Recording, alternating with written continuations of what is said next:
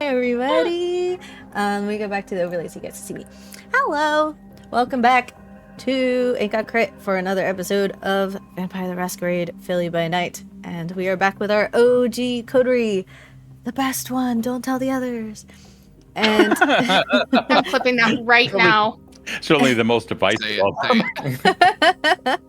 I like to cause shit. And yeah, we are back for our first regularly scheduled session from now on. If you like, hello kitten tiramisu, I love all your hearts. If you like this coterie story and you'd like to follow along regularly, besides watching the VODs on YouTube, you can check us out every third Sunday of the month. Yes. That is our scheduled time here. So we have a bit of an investigation that is going to be underway today, but before we do that, I'd like everybody to introduce yourselves, and we're gonna go clockwise, starting from On. My name is On, also known as Ondwin. I am playing Lilith, of whom I have finally figured out their entire cosplay, so there will be no changes from here on out because it's finally perfect. But I am the creator of the TTRPG channel Roll D5, ROLE D5, where we specialize in playing indie TTRPGs. Speaking of which, there is one tomorrow called Covenant Crucible, where we're going to be playing some witches. Ooh. And Virgo. Hi everybody, I'm Virgo's Horror, your spooky bestie.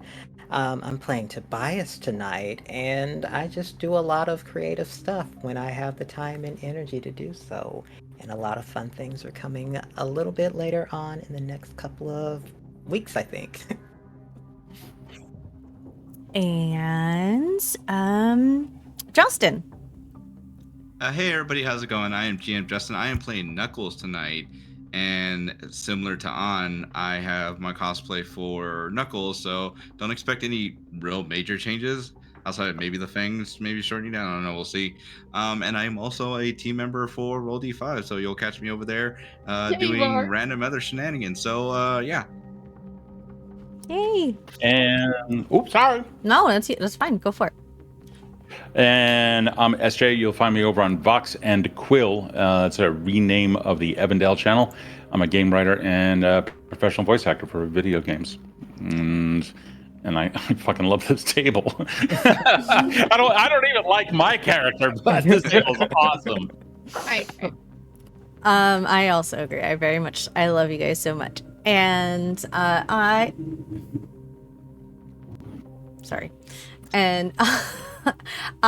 am Erin, or erinmylaundry, and you can find me here or in the TTRPG Collective. And if you're not a member of the TTRPG Collective, go ahead and join us on our Discord. We have educational stuff, networking opportunities, mutual aid and support, and just games. A lot of games. And for the rest of the week, we are contributing weekly to Operation Olive Branch.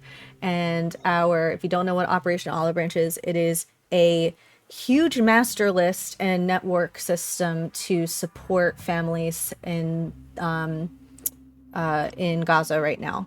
And there is a huge master list that you can find on their website. If somebody can link that website in chat, that would be super duper. Our first family, I promise you, I'm much more prepared than I am. I just have a bunch of tabs. Well, while you look for the tab, I can share a success story. I've seen a couple of people on TikTok sharing that they've been in contact with their families, and some have successfully made it out. Yay! So it is working. Love to hear it. I love it. So our first week's family is Ahmed Al-Nassan and his wife and their 2 young sons. Last time I looked, it was 30% raised for them. His wife is very pregnant and requires a C-section, and as you probably would guess it is not something that is easily obtainable at this moment. So if you can't provide any financial support, I ask that you go and share the link in the Discord. I'll also later post the link, maybe during break, to their GoFundMe if I could find it. I have to go back into this tab. And yeah, it's just anything. Exposure on social media, any sort of mutual aid is appreciated. And the last announcement I have is we have a sponsor. Philly by Night is sponsored by Jody's Dice Farm. Jody is an incredible person in the tabletop industry, one of the kindest, most incredibly talented dice makers I've had the pleasure of knowing. They are based in the UK and they use sustainable and mindful practices to create these wonderful VtM dice and all their other dice. And if you like heavy, they're not as heavy as metal dice, but they're heavier than plastic, which is perfect. So if you like that sort of very like soft stone kind of feel, definitely check her out. And if you use the code Philly by Night, you get 10% off your dice. And with that, are you ready to tell a vampire story?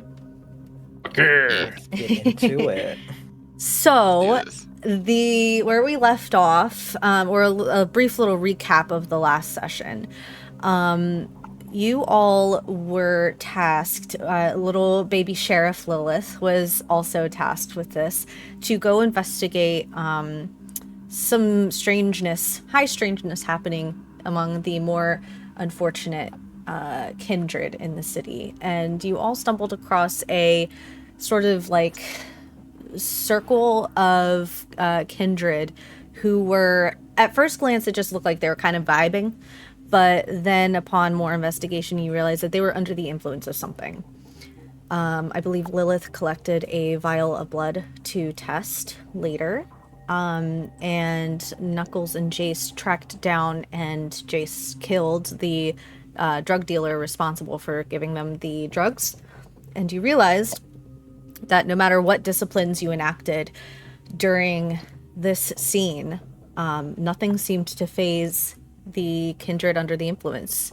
A couple people used daunt, a couple people used I think awe, and nothing seemed to be even remotely getting through to them. Even touching them, it was like, Well, touching oh, them, that's right. yeah, touching them was the only thing that got to them, and that got to them in a way that was incredibly volatile and outright dangerous for the masquerade. They were not having it. No, they were completely oblivious to your presence until skin-to-skin contact, at which point they their jaws came unhinged and they let out a bellowing scream.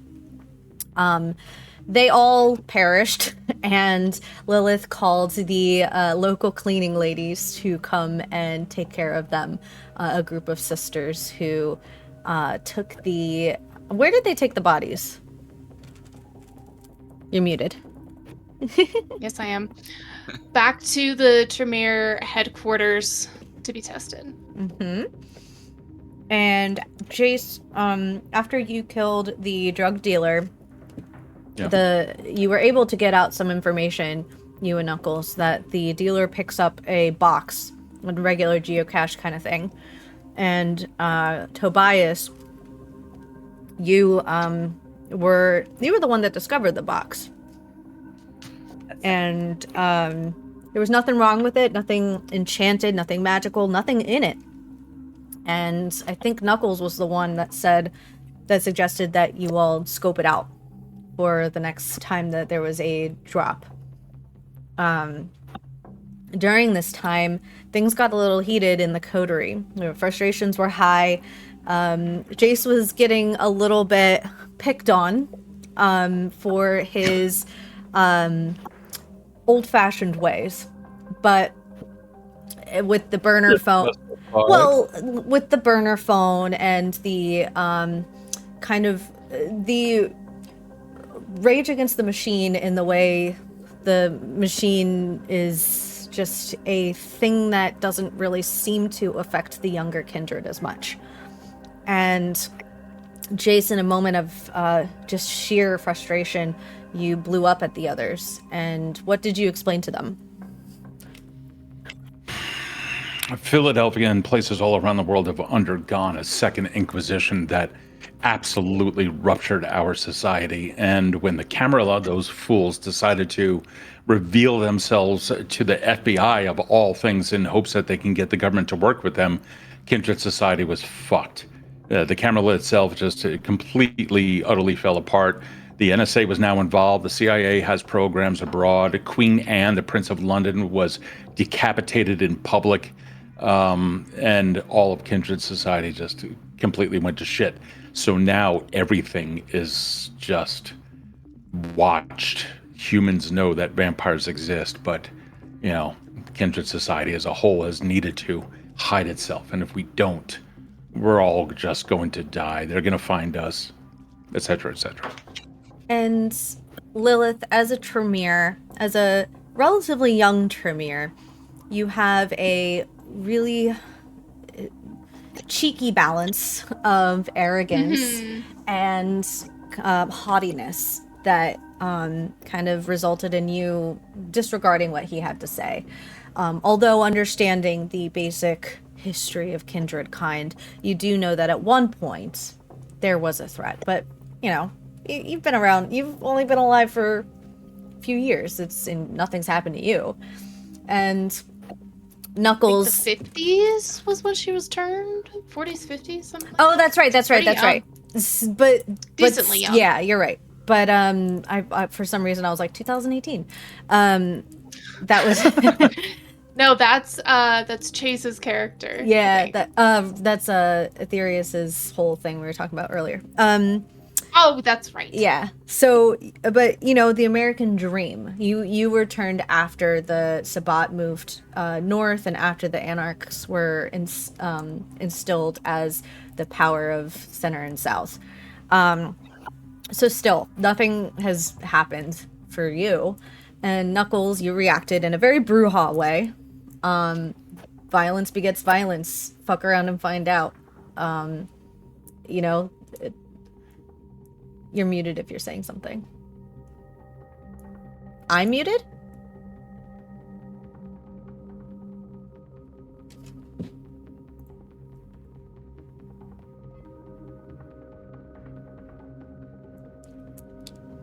Hold on. I left voice chat. That was weird. Maybe. My Discord disconnected on me. It just happened again. Oh no. Okay. Never mind. We're good now? It's all good. Yes. Yeah. Okay. Yeah. All right, cool. What were you saying, Justin? Oh no, I was saying, yeah, hey, I'm here for it.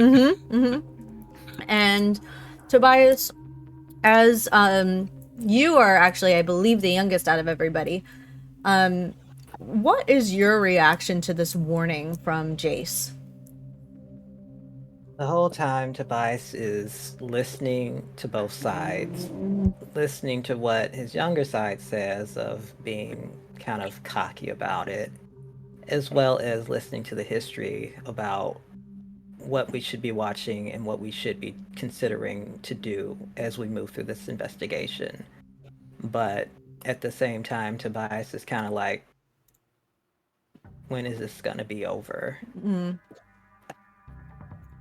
Yeah, and as you all kind of break away and cool off, and Jayce goes across the street, after threatening to leave, he says, fine, you all can, if you want to fuck around, you all can find out. And as he goes across the street, he sees somebody that he has helped before. He gave them a pair of shoes. He recognized the shoes, looked up, recognized the kindred. And that kindred looked... Human. They weren't kindred prior. Correct.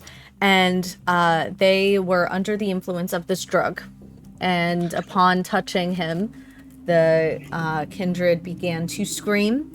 And in a desperate attempt to end it, Jayce punched a hole through the back of his head.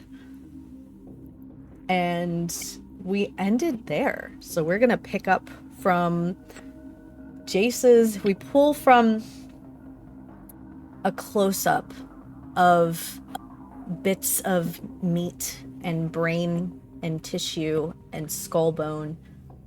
And it's blurry at first, and as the camera pans back, it becomes clearer until you realize it's the fist of Jayce, and that pulls out more.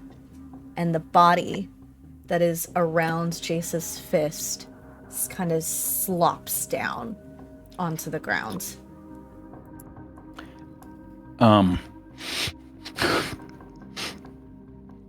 Covering my face, turning around, face is covered in blood. Like too much for it to be anything that should have existed. A splattering after what had just happened. Make a frenzy check. Sure. Who, me? Do any of us notice it? Everyone has to. Okay, I wanted to double check. Thank you. Oh, hold up. Does anybody here have hunger 4 or more? I don't think anybody does. Then it's a standard. If you see it or smell it, then it's a 4. And I forget what to roll for a frenzy check. Oh, frenzy? Hold on. I was just looking that up. Hold on. That's a frenzy roll is... Frenzy is not spelled with an X. And hold on. Come on. Okay. For crying out loud. I did. Mine does it automatically right off of the sheet, and that makes me lazy. That's okay. I'm going to do it now. Okay, cool. Okay. Yeah, the players have to roll. Yeah, it's just a willpower. It's willpower plus. Oh, it's on page 219 apparently. Oh, thank you. 1/3 of humanity rounded down versus the frenzy difficulty. So in this case, it would be like a 4. Okay, could you say that one more time, please? Yeah, sure. So it would be, let me just actually go straight to the source, page 219. I got it. You got it? Yeah, it's on page 219. And sorry, you can, I don't know why I just talked over you. You can definitely explain it. No, you're good. It's your willpower plus 1/3 of your humanity rounded down, so whatever 1/3 of your humanity is, plus the frenzy difficulty. Versus the frenzy difficulty, which this is like a 4. I rolled 9 dice. Yeah. I failed. Okay. I got you in a moment. That's insane.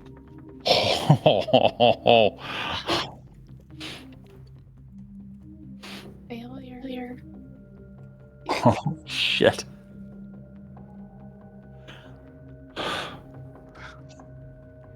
And people say the dice don't tell the story. Mm-hmm. Oh. Right. I have 4 successes. Okay, you're good. I just imagine as this happens, because it happened not too far away from us. We saw this happen. Mm-hmm. Yeah.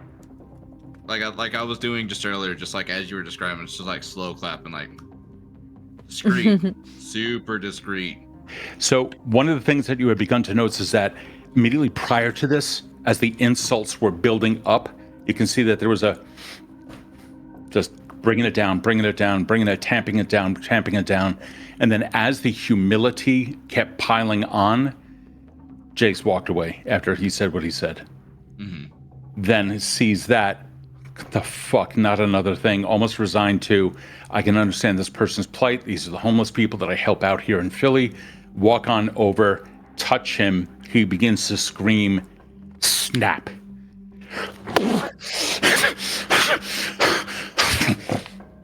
Turn around, face everyone else. Face is completely covered in blood. You see him walking straight towards the Bruja. Now, Fuck. It's locked on. Lilith and Tobias, did you pass your frenzy check? I did with 5 successes. Beautiful. And Tobias. It was willpower and A third of your Amility. humanity. Okay, humanity. So that would be, I'm at 7.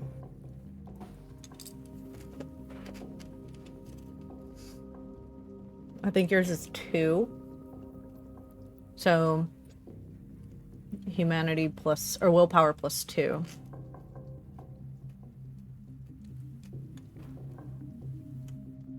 And then I think I got an 8. Okay, then you're good. So hi Kayla.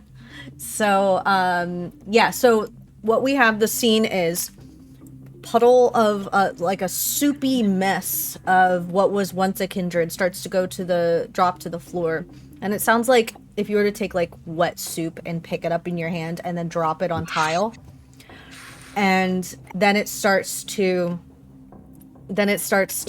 steam as you realize in a few moments it will turn to ash and disappear. And as this is happening, Jayce's face is completely covered in blood. And all you see, it looks like a Carrie situation, and all you see are his eyes, and they are fixed on you, Knuckles. Oh, okay. I'm here for this. That's gonna be easy. As soon as I know that he's coming my way and we're locked eyes on each other, I am gonna go start rushing in. I'm gonna swing. I'm not He gonna. stands I'm not. solid. I will say that I'm coming in this with the intent of having the good old brawl, and then I'm not going to kill him. Or that's not the intent of it. There will be some holdback, but I'm not about to do this. I'm just here to like mess, to at least calm him down as best as I can. Okay. Is from Jayce's perspective, has the beast risen to anyone else? It has not, and but Jayce Knuckles was pretty close. So I think on when it comes to like Brujah attitude, on a just passing when it comes to a frenzy check, they just look a little more rebellious than normal. So he instead of kind of waiting for a fight, he is now picking a fight to you.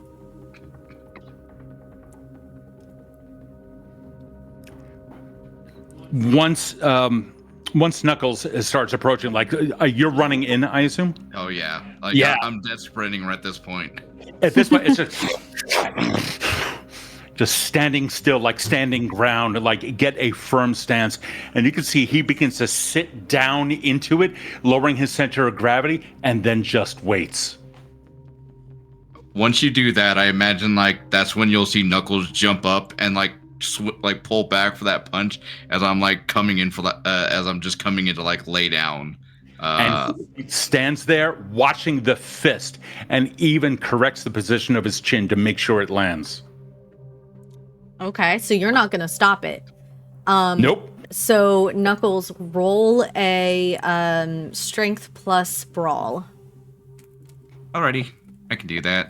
and it is uncontested. So whatever you get. Alrighty, just waiting on the thing to pop on up. I still don't have my cheat sheet up, so I'm gonna be fucking. We're gonna see how much I've studied. I got you. We all have Google. Exactly. We all have Google, and we can pull up rules and all that good jazz. We're also totally not stalling for time while I'm waiting for shit. So, if you were thinking that, that's totally not what's going on. Totally not. Oh, Just- okay. It's just super cool, you know. No, it's totally that's gonna be fine. 5. That's gonna be 5 successes out of 7. All right. Describe.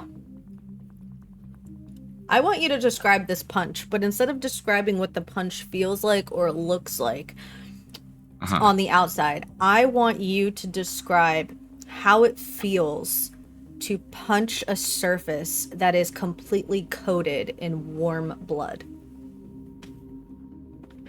I want to say that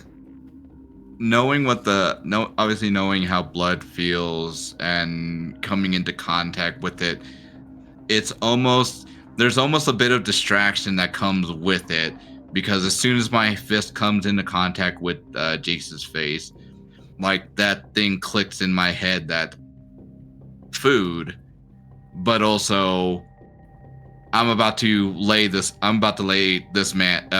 kindred out, but also food. So it's just like switching between back and forth. But ultimately it'll be like I'm trying to put Jayce down right now.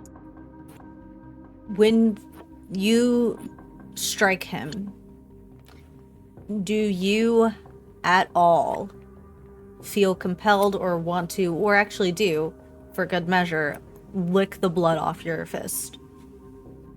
Oh, 100%. As like, it's one of those, like, I am standing over, like, once it makes contact, and depending on how he's laid out, if he's down on the ground, I will just give it that one good lick for good measure, as I'm just like, eh.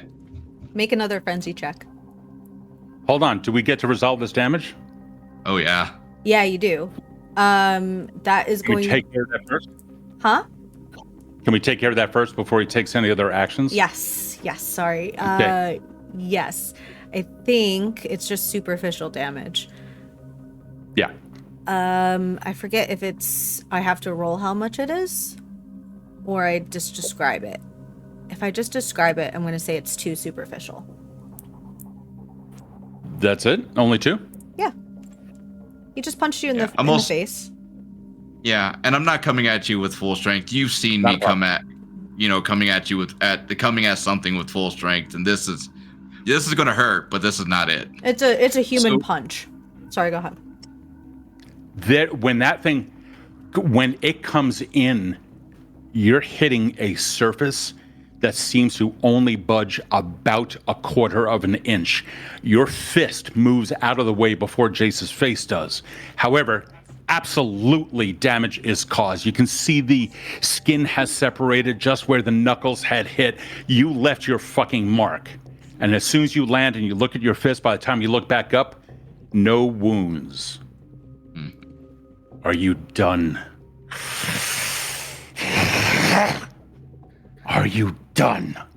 You fucking neonate idiot. You have no idea the beast that you just set off. None. Bring it. You see the calm begin to take over, and it just washes over. Let your beast ride. I challenge you, Brula. I challenge you to give it all that you've got. No one since 1790 has been able to bring me down. Not the city, not any Anarch, not the Camarilla, not the Sabbat. And you think you punk-ass bitch, can absolutely do damage to me. Sun, I've seen the sun. I've seen the fucking sun burn away my skin, and I have risen again. You want to know what it is to be fucking hunted? I'll show you what it is to be fucking hunted. You see a third eye on his forehead. You have no idea. And you, Tremere, your kind is responsible for the monsters that exist in this night. When he says that, that's when I'm gonna give a punch right into that third eye. But I also imagine, like, I'm looking for my beast off in the distance, and I'm just giving him that nod, like, this is it.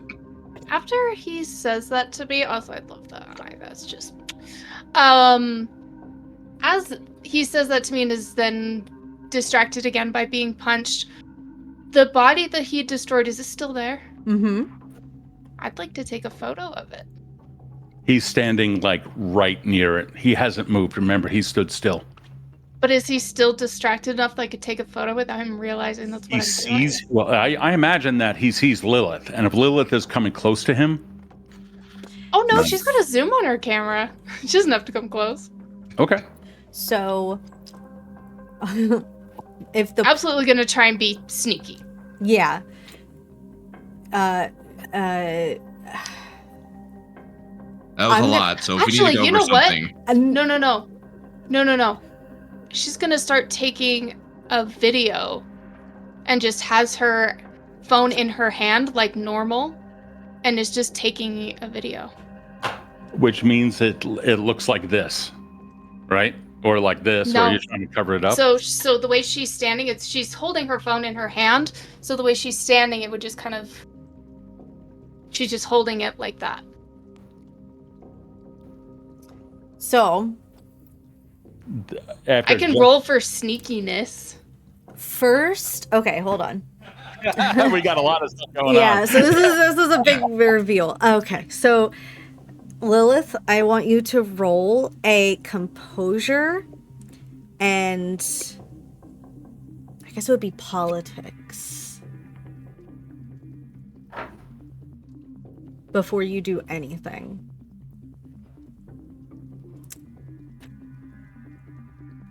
Politics. And I'm going to say, because of how Tobias, I know you're the youngest. How much does Tobias care about kindred society beyond like a what to do and what not to do? Tobias is still kind of figuring out where he stands with it. Okay. Right now, with this group, he really doesn't care much about the group politics, if that makes sense. Yeah, that totally makes sense. Knuckles, I still need a hunger frenzy from you, and it is going to be hold on. It's a difficulty, it's the same thing, but the difficulty is the versus, oh god damn it, versus frenzy. So the frenzy difficulty is still a 4, but it's oh no, it's not a 4. It's Jayce, what is your bane severity? Hold on. That is what the fuck? 2. 2. So it's gonna add, it is a 4. It's 2 plus 2. So you have to get a 4 to succeed. I failed and I got a 3. Okay. It's a lot of shit's happening. And then Lilith, what was your roll? So it was politics and one other thing. Composure. Composure, that's what it was. Okay, sweet. And you need to make a 4. Okay, need one more die.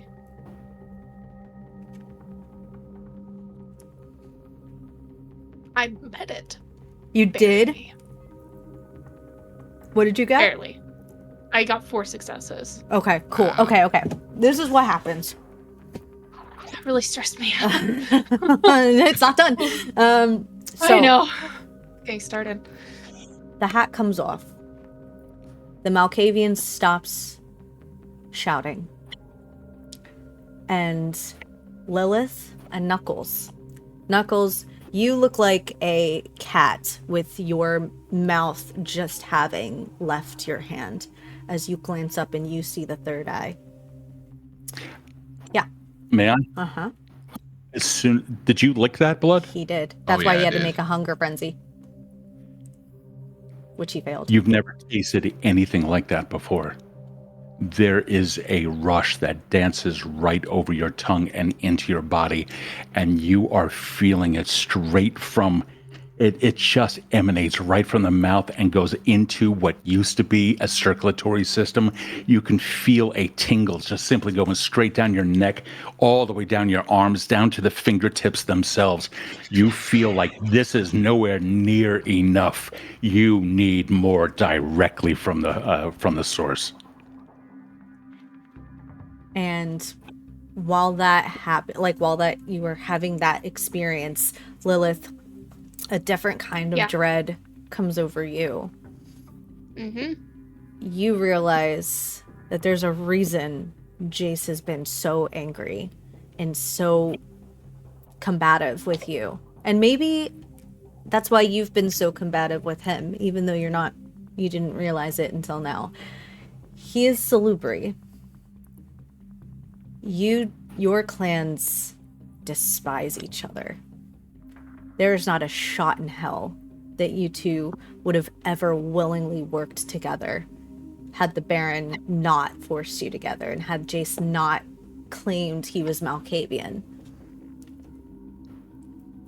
Now, you are able to at least compose yourself enough to ride that however you wish. Knuckles, on the other hand, you are somebody who has tried the hardest drug for the very first time.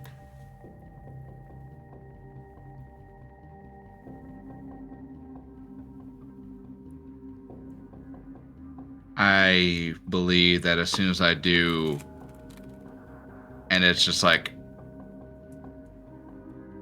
I lose composure and I'm locked eyes and I'm not punching, I'm diving straight for Jayce's throat. And as soon as that happens, I call upon the power of my blood to remove his beast. I just hold my hand up and I look down at the ground, watching his feet and looking for every kind of movement. I'm going to restrain his beast. He gets to re-roll all and only all of his hunger dice. Sir, we're only 45 minutes in. This is a Wendy's? Sir, this is a Wendy's. Oh, I'm sorry. Can I get a 5 for 5, please, with the chicken nuggets? My Just side of apologies. blood I and extra ice. I asked for honey mustard. Oh, boy. Oh, gosh. Okay. Okay, what is your new roll? Just for So- flavor, Lilith is going to stand a little bit closer to Tobias. Yeah. While that's happening, Lilith, you said that your phone was more like this. Yeah, but you Like can't, that? like, it's more like this, where you can't see the so screen. it's the back. So Yeah. I see this. No, she's Well, holding no, it she's down. holding it down Oh, to it's her down. side. Yeah. As Okay. it's more like a person casually holding their phone, but she's recording. Yeah. Okay. So if I'm rolling my hunger die, I only have 1, and I failed. Okay. Cool. Look. So, I want Jayce to lead the scene, but I do want to incorporate how we do our beasts. Knuckles, describe what your relationship with your beast and what they look like, whether it's a visual or auditory thing. It's both a visual and auditory thing because it's just the opposite side of me, and it's almost like, for the most part, like as brass of an attitude as Knuckles does have, whenever the beast does come out, it's almost like things turn red, Okay. and so red just kind of like is seen throughout everything else. So like every little light has like that shine of red onto it. Yeah. So even though Jayce had attempted to do that, that red is still there, and I see my beast not too far away from me, and he is very much like now bigger and very much more bulkier, and just telling me to feed. Take that next hit. So Take his blood. I want. I'm sorry, Aaron. Go ahead. No, go ahead. Can you remind me if cloud memory works against kindred? Google can. Hold on, I'm going to check. Cloud. I think it does not. I think. I know it's no roll is required against an unprepared mortal victim, but commanding a resisting victim, like mortals, not a problem. While you're looking that up, I have a question. What happens if he does take his beast? He calms down, comes out of it, Okay. and his beast goes bye-bye. Like forever or temporarily? No, it's just the self-control that Jayce has displayed in this was passed on over to him to give him the opportunity to de-escalate. Yeah, I don't. So I'm sorry, Aaron, go for it. That's okay. I don't think it works against kindred. I think it's just kind. Okay. I think. Yeah, it's okay. If that's your ruling, then that's your ruling. Not a problem. Well, I mean, tell me what you're gonna do with it. So there's a single command, which is just forget. Mm-hmm. And it would essentially just cause him to forget the current moment as well as the last few minutes. He wouldn't even understand why it is that his body is moving. Okay. Hold that thought. What was your thing, Justin? No, I was just pretty much like saying like, hey, at that point, it's just like me turning, like all my lights kind of turn, like go from red to blue again. So I was just kind of it was just elaboration on what happened with my beast. Okay. For the sake of cinematism, I don't know if that's a word. It is now. This is what we're gonna do. Jayce, because Knuckles failed twice, at the end of this exchange, I'm gonna let you decide, forget rulings about canon, I'm gonna let you decide whether forget works on Knuckles. But I want, before you decide whether you want to do cloud memory on him, Knuckles, what you experience is when your beast comes out normally, it's like you don't really, it's there before you even realize it. When you are under the influence of salubri blood, it feels like it's like being pulled from your conscience, and like this like a ghost inside of you. It's like you're being exorcised, and you see your beast where it normally is when it shows up in these moments, but it also glitches out immediately in the blink of an eye, and it reappears in Jayce's outstretched hand. His hand is around its throat, and your world snaps into a monochromatic red scene. And I want you, Justin, to play the part of the beast as you and Jayce negotiate with the next few moments of your life.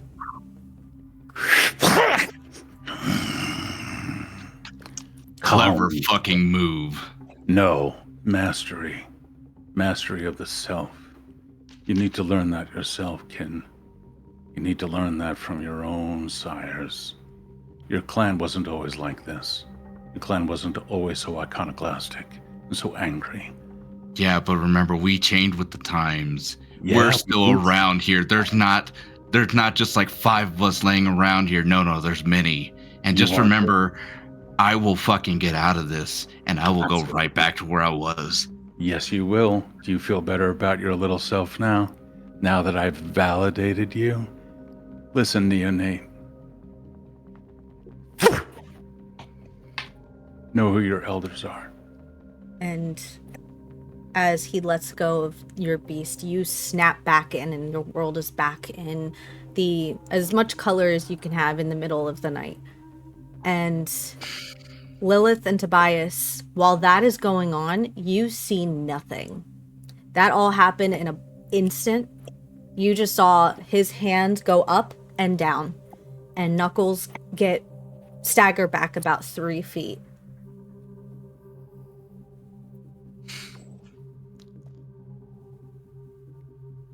I will kind of like shake my head, and I will just very calmly walk up to Jayce, and I'm just going to give him a really good shove, and don't you ever fucking do that shit to me again. It was your fucking fault. Okay, go ahead. Sorry. I was like, it was your fucking fault we were here. You talk about discretion, and you're the one fucking killing people indiscriminately. Don't you fucking lecture us about this bullshit again. When you try to lay hands on him, you realize it's like pushing against a mountain. He is not moving. You realize that the powers of his fortitude are a little bit more than you may have anticipated, but that's your interpretation. Indiscriminately. I highly advise you, neonate, to begin looking up words in something called Google before you try to use them in a big sentence. There was nothing indiscriminate in what I did. That thing over there shining, looking straight down to my lower left. That thing down there would have alerted the entire world to our presence, just like your phones. Looking down at Lilith, who has been one of those, looking down at Knuckles. As for the other one, where do you think these drugs are coming from? And what is it that you think that they do? They destroy our kind, such as you, who is so indiscriminate as to lick blood when you don't know its own properties. Learn English, or whatever language you choose first, before you decide to go up against one of my kind. I have faced Bruja before, and you will notice no scars on my body because of it. But you will remember this, as will your beast. So from this point forward, Neonate, understand what you're dealing with. And as for you, Lilith, I would advise you kindly. You can tell anyone in your chantry about who it is that lives here, but I would also remind you that the Elysium is currently controlled by my clan. There's not a single one of us that doesn't know about you and yours. You have already attempted to destroy us. What you don't even understand is that when your elder decided to diabolarize ours, we just merely hid inside of yourselves. We've been there the entire time. And the blood of the Malks are not the only ones who can speak to their clan. Ours has already ripped yours apart and taken control. How do you think part of your pyramid fell? Come on. All of you, finally settling on Tobias. No matter how young you are, there are certain of us who simply understand what the night is actually about. So while you go off on your newfound glory of what the blood can actually do, maybe you'll actually learn what a true Ancilic can do. Maybe you will learn disciplines from others. Maybe you will learn to control yourself and to protect our kind. Don't use words like indiscriminate anymore with me. I've been nothing but discreet the entirety of my existence. As I was saying, I declare myself Artarchus. Kindred society no longer holds anything for me. And because of that, Elysium may suffer as well.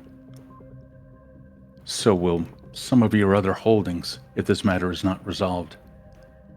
You think politics amongst the kindred are handled through Knuckles? It's handled through powers of blood and machinations, the kinds of which none of you have an inkling, except perhaps Lilith, who at least has been trained by her superiors. Welcome to the night, my friends. Welcome to the politics of true kindred. Go out there into the streets and learn. And while I'm at it, put away the fucking phones, you idiots. My warning did not come because of a Malkavian's fever dream. It's because it's real. Already, the Camarillah's masquerade has been broken by one of its own kind. Fucking TikTok, of all things. The new nightmare of the Second Inquisition is coming. I've seen it once before. Go on, Anarchs. Live out your anarchist dreams. Some of us who are wiser than thou shall be hiding in the shadows, just waiting for the moment when they come like a scourge all across Philadelphia once again. Get on with your badass selves. And Knuckles, good punch. It'll never stand up against people like me, though. Learn your place. I take 5 steps back. Lilith does not say a single word and walks away. Tobias, as the heated conversation comes to an abrupt pause, and you notice Lilith, who was just standing beside you, is walking away. You kind of shake yourself out of it and come back to the present and realize it's fucking late and y'all need to go somewhere before the sun comes up.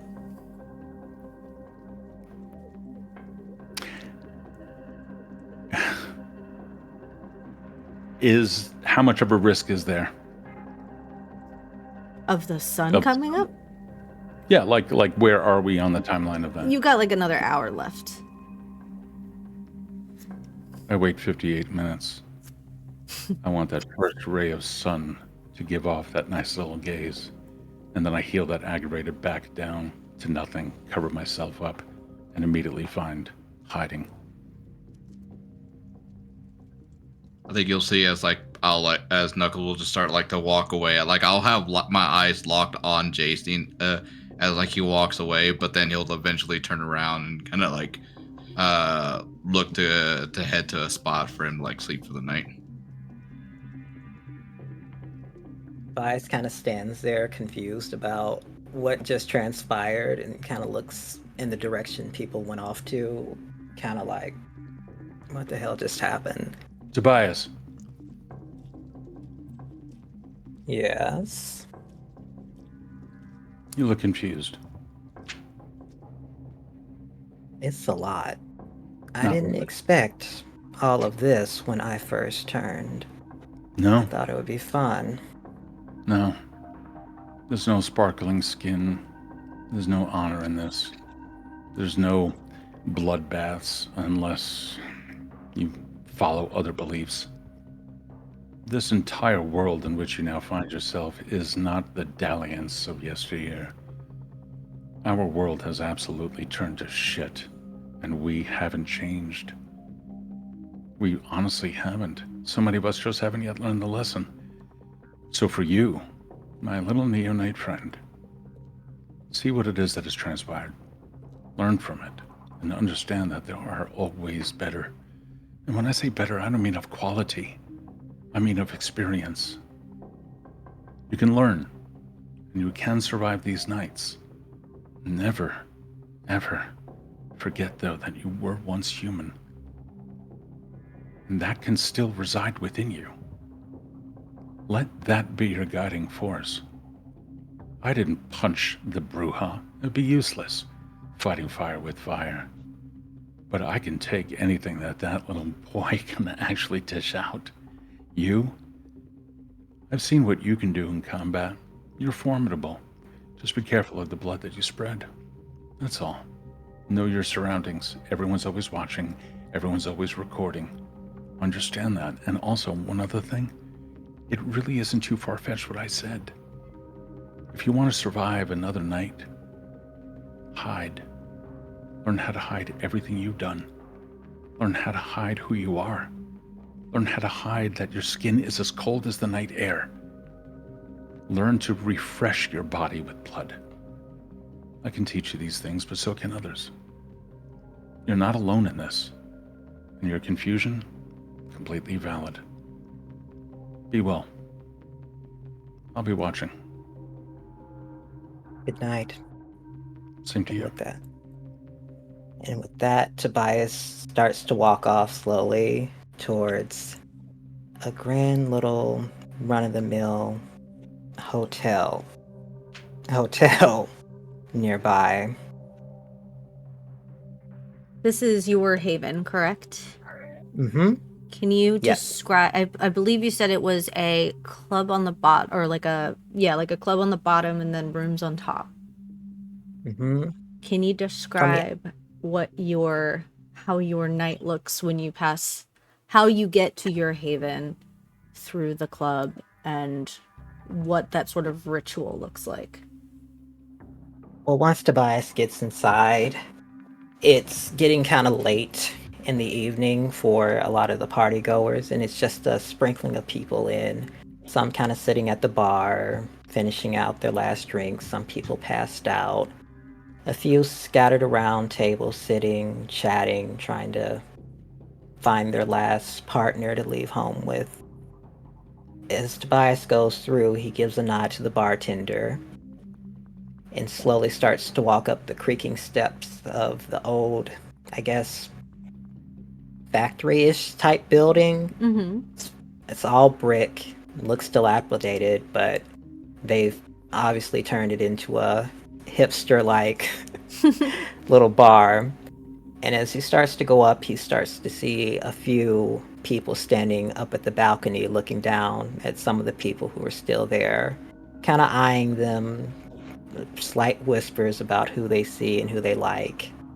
And Tobias goes into his room where there's a big velvety type of bed sitting there with his nightstand, a few colognes and different things. And he sits down and he kind of sits there and zones out with thinking after what has been said and what's been transpiring the whole evening. And I would imagine you remain in that sort of dissociated trance until you feel the warmth of first light before, and it's, you've got, you know, blackout curtains, you're good, you've got shuttered, your windows are shuttered up, but you know it's time to sleep and your body just sort of shuts down and you fall back into the velvet blankets and you have concluded your evening. And Lilith, you walked away first. Where are you going, and how are you going to spend your last hour? How far is Lilith away from home? You aren't far. It will be a straight shot down Gerard. Probably about, if you were to walk, 20 to 30 minutes. What about running? I'll let you get there in 15. Okay, as soon as she is out of eyesight, she sprints. And what she's gonna do when go ahead. No, I was gonna say you make it there without being noticed.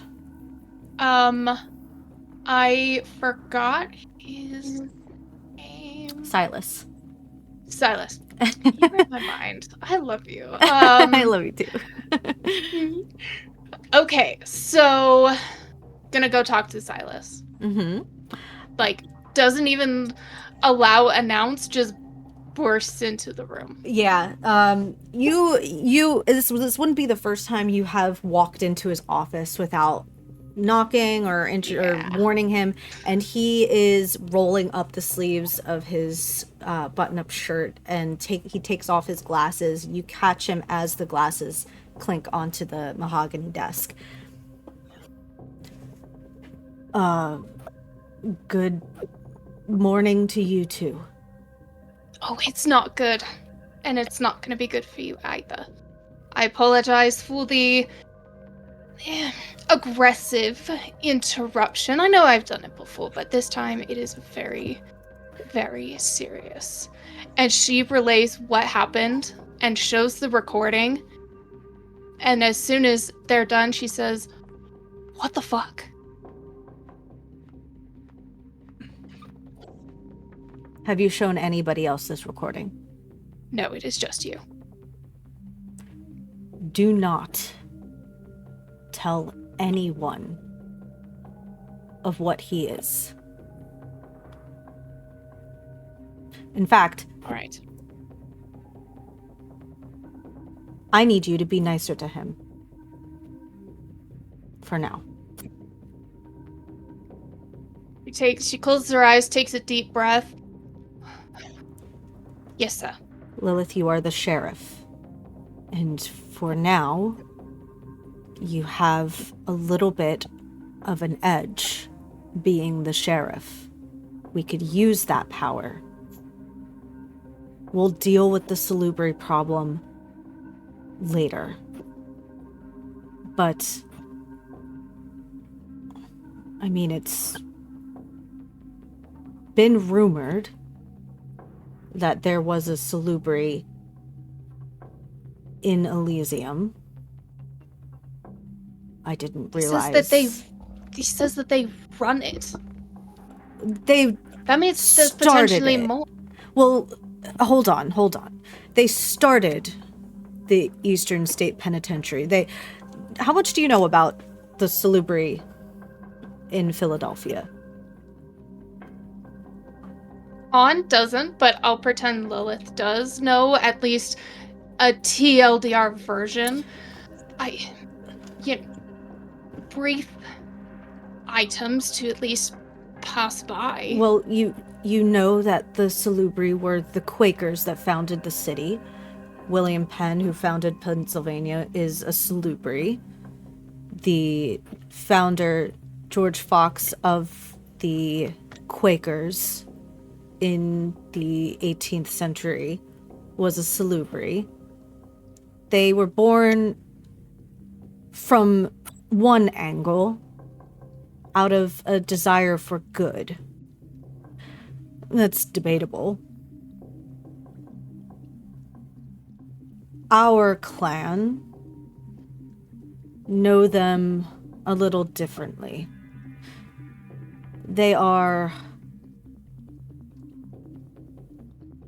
well, let's just say, if I could eradicate all 7 of them, because there are supposedly only 7 around at any given moment, I would. But we need to hold off on that effort. Yes, sir. I'm going to think about what to do about this. I need you to act as the spokesperson that I know you are for us. And feign ignorance, feign cooperation. I'm going to make a few calls, and I'll let you know what to do next. What should I do about the Baron? They want to know what exactly has been happening tonight. Obviously, I will not speak of this instance. The bodies are currently being examined. Yes, I received them earlier. Thank you. Let's wait and see what results we have tomorrow. But that, to me, is a little more impactful on kindred kind, including us. I would say continue to investigate. Report to the Baron as if you work for her loyally and exclusively. And I don't like saying this answer again, but we will reconvene later about this. This is a lot of information at once. I was not prepared to hear about a Salubri walking among us. Same. Is that it? For now, at least. Very good. If you don't mind, I'm incredibly tired. Absolutely. I'm curious if you've by chance heard any word of my sire being around, or where he might be found. Not yet, but I know you are loyal to us, and I appreciate the dedication and the unlife you have bestowed upon us. Just know that I will work as loyally and effectively to find your sire. I don't believe I've seen him since 2018, but he could help provide some answers and some solutions to potential problems despite our issues. Anyways. Good night, Lilith. Apologies. Good night. Stay we'll reconvene safe. tomorrow.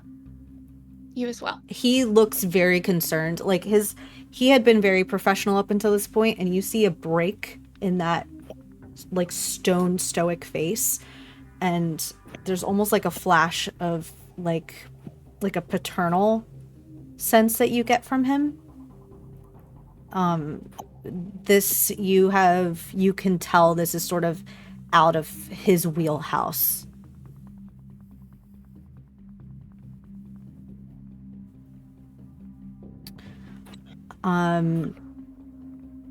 Knuckles, Where do you go? I'm pretty much going to go ahead and find me. Probably head back to my place. Mm-hmm. And as soon as I get in, I'm just going to pretty much wreck my my living room and just like shout and just be entirely pissed off at just what just happened. And then I'm just gonna be like, I know you're fucking there. Great, just come out. What the fuck was that? And it's quiet and silent, but the room around you becomes thick. Like, it's like you're chewing on air.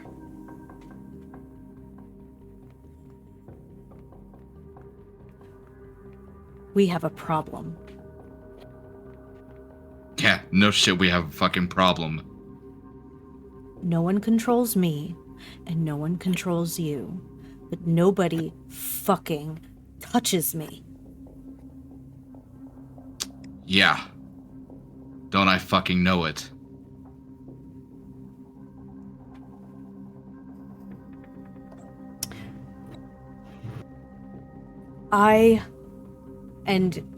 You notice there's like a fluctuation where your beast is like the most powerful part, like Bruja primal part of you.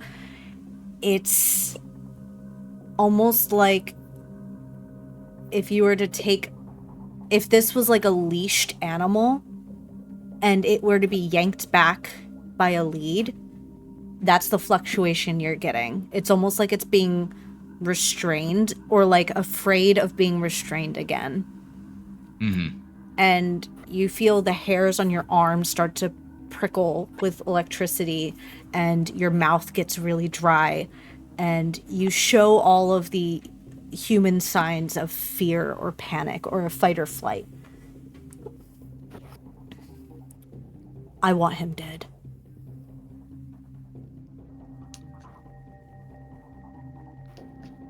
I don't think we can do that just yet. I want all of them dead, but I don't... You are mine and nobody else's. You remain with me. I know. I know. And it starts to fade into the background. As soon as like it goes right back in, I'm just going to give the wall like one final punch, and then my fist is going to go straight through it. I'm just going to pull it out, and I'm just going to be like, I'm not going to fucking forget this. I'm going to... What is your bane, by the way? My bane is violent temper. And it is a severity 2. I'm going to come back to you in a moment. I want to go over... That look. I want to go over to Jayce first. Jayce, you wait the amount of time and then you go back. While waiting, sitting down, making sure that that body is disposed of in whatever way that it can and as secretly as it can. Taking dirt, rubbing in wherever blood was, picking up whatever chunks that there might be, grabbing nearby tarps out of dumpsters, anything to cover it up while it takes place. Although he was kindred, I don't know how quickly he's going to turn to ash, but then I remember the Toreador.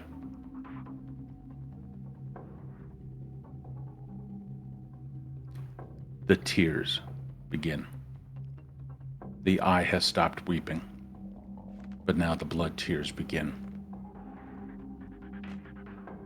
Just as the sky starts turning, starts gaining that little bit of light blue just on the horizon.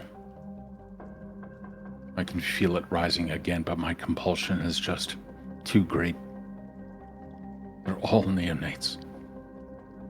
They don't understand.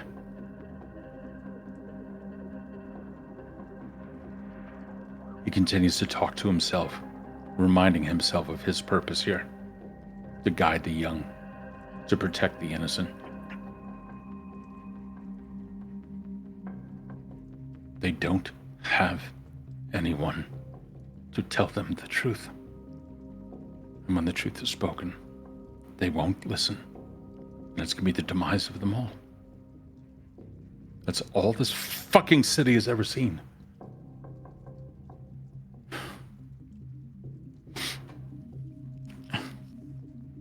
Shit.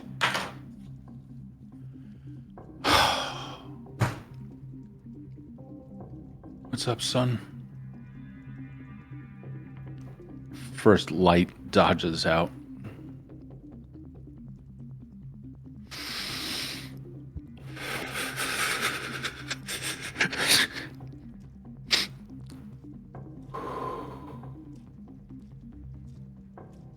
The aggravated damage goes away.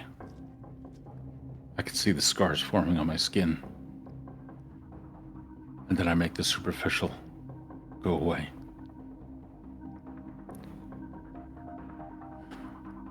Time to go back to the Shadow Salubri. I turn, draw everything up tight, protect myself against the oncoming onslaught of sun, and make my way to my haven, sleeping for quite some time. Knuckles, you are going to take a stain on your humanity. Your violence was against your own coterie, and it was reckless, and it escalated out of your control. And it escalated to the point where your beast didn't even have control over the situation. And until you can make amends with your coterie, you lose a point of humanity. Your stain will be removed when you can make up for that. And Okay. the first light comes up over the city line, and you see the L train go over the green steel pillars, and we zoom down below the train, and the unfortunate folks who succumb to overnight on the streets, and people walking quickly to catch a bus or an Uber, and people lifting the gates of their shops to open for the day as the four of you sleep. And we are going to take a 5-minute break. We will be right back.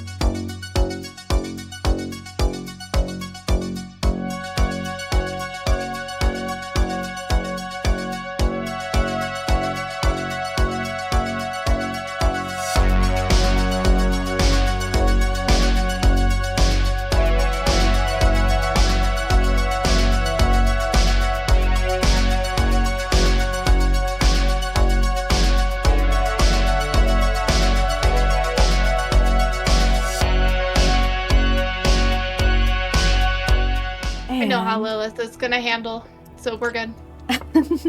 And we are back. Hello, everybody. Just a really quick shout out to some of the people in chat. Apple, Kayla, Tiff, Ethereus, Chris, Aaron, Justin, of course, Twisted Fates, Oh my God, excuse me. who else do we have? I think that is it for now. Oh, Rah Storytime. Hello. On, of course. All of you are wonderful, and I really appreciate how you all have supported us and how it's just really cool. It's not a self-serving thing that I'm speaking from, but it is very much really appreciative. I love telling the story because of how invested everybody gets, and it's really nice, and it's so cool to watch everybody just work together. We in this, John, I fucking love it. So, and just a reminder to anybody that didn't catch it before, if you look above my head, you see we are sponsored by Jody's Dice Farm. And they don't just make vampire dice, they make dice of all kinds, and they're eco-conscious, and they don't utilize the intensive labor, next day labor services. They are very mindful in how they work and operate, and they source locally. Jody is really, really amazing. She's hot, she's wonderful, she's talented. Go buy dice from them. Use Philly by Night to get 10% off. Honestly, yeah. What? What's the code? Philly by Night. It's right above my head. Cool. And with that, we start off at the setting of the sun and Philadelphia waking up for another night of shenanigans, we'll call it. You see the same person that had opened the gate to open their store close it and walk down the street to the bus stop. You see a couple outside of their brownstone yell at each other as she turns to walk her dog down the street and cool off. You see a couple kids playing on the swings on a park as the mom sort of threatens, I'm gonna leave, as she's trying to shuffle her kids home for dinner. And you see the lights from Johnny Brenda's illuminate as another show kicks off, and the cidery across the street kind of start to gather for a tasting session.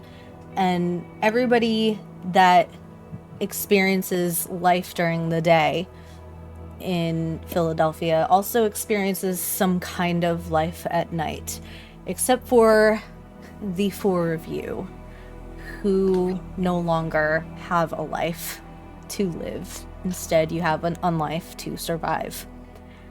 And we begin in Elysium with Jayce opening up his eyes, all three of them, for another night. I succeed in rousing the blood. Good. Yeah, everybody make a rouse check. I succeed. Force the blood into my limbs again. Raise them. Remind me what Rouse does again. 1d10. You just need a success or you get hungrier. I failed. Okay. I passed. Okay. Sit upright as if he's always been awake or has been there forever. No, waking up is unnatural these days. He remembers barely what it used to be like. Gets up. Puts on a cap that he found from someone. Goes over to the mirror. Didn't even leave a fucking mark. I can't even remember this. All right. Everything seems to be okay. Time to make good on promises. Go upstairs. I walk into Elysium. Who's there? You have your kind of labyrinthine way of going up to leaving the hospital section of Elysium. And there is a little bit of a large personal foyer before the public-facing Elysium, where kindred go to seek a quiet penance or somber meetings or serious congregations. There is a row of rooms before you get to the public part, and as you pass the first one, you notice movement to the right, and Stop and look. it is a familiar face. You see a teenage girl. She's got blonde curly hair, and she is sitting in the lap of another teenage girl. Looking at them. They look to be about 16 or 17 years old. Do I know them to be kindred or kind? Kindred. Are they wounded in any way? No.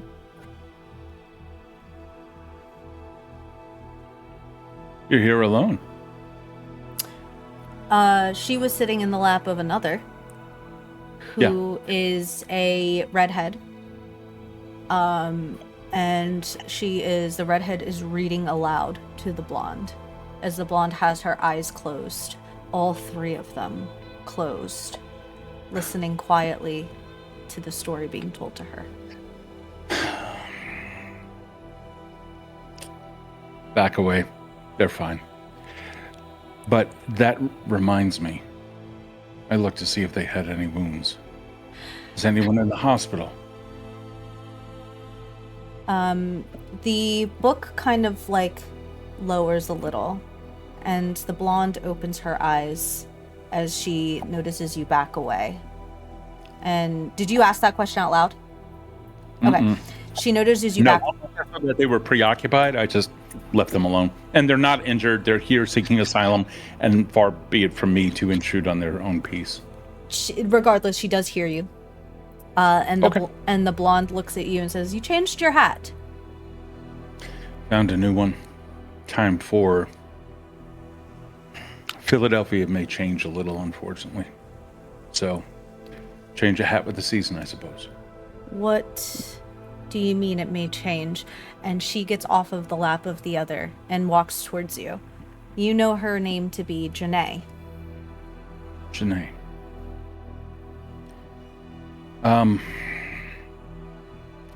Well,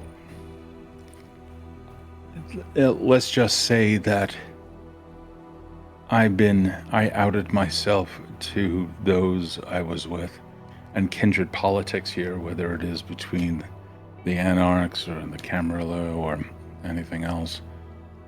Philly is going to fall to shit. It hasn't yet happened, but I can smell the storm, and the storm is going to come rolling in, and this penitentiary might be the only damn thing. Remember, this is just haunted, right? So, hunker down. Take in any that are around, especially the Tremere. They're going to need it, especially after what's going to come. As for the Cam, I mean, let's reinforce Elysium as best as we can, but I'll be honest with you. I don't think that there is going to be a safe place for any of the kindred now. The redhead stands up and places the book gently on the table beside her.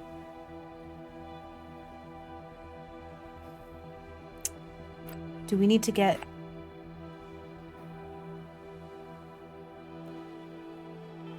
Do we need to instill some mitigation efforts, or... The coterie of Anarchs, of which I used to be a part, is dangerous to themselves. The Storyteller within is going to be fine. He's a neonate, but he's able to learn. He's able to act civilly.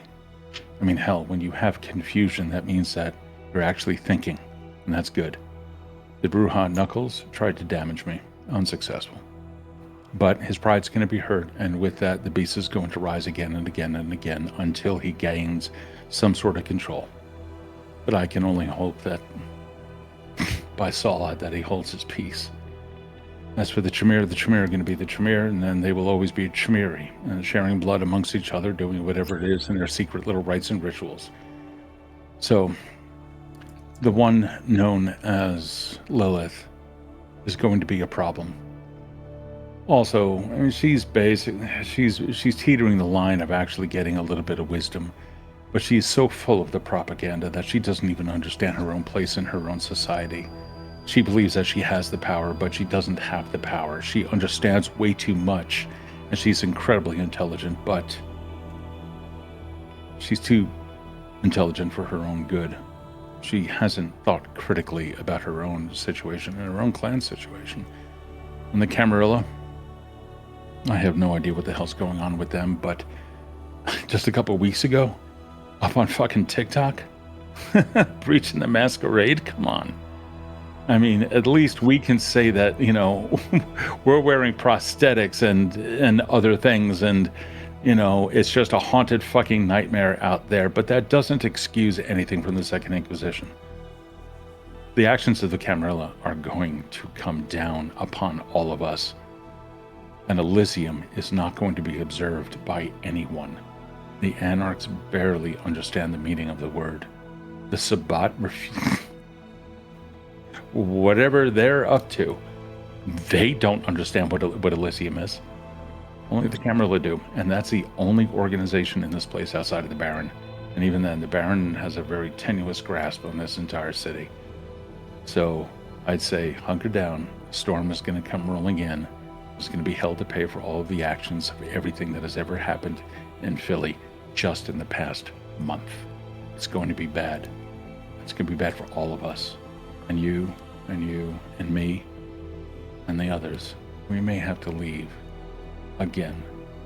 We've been persecuted for a long time. We're about to be hunted once more. As you start to lay thick this threat looming over Elysium and the Salubri, you see the redhead reach forward and grab Janae's hand. And Janae sort of looks back and says, "Pavla, it's fine."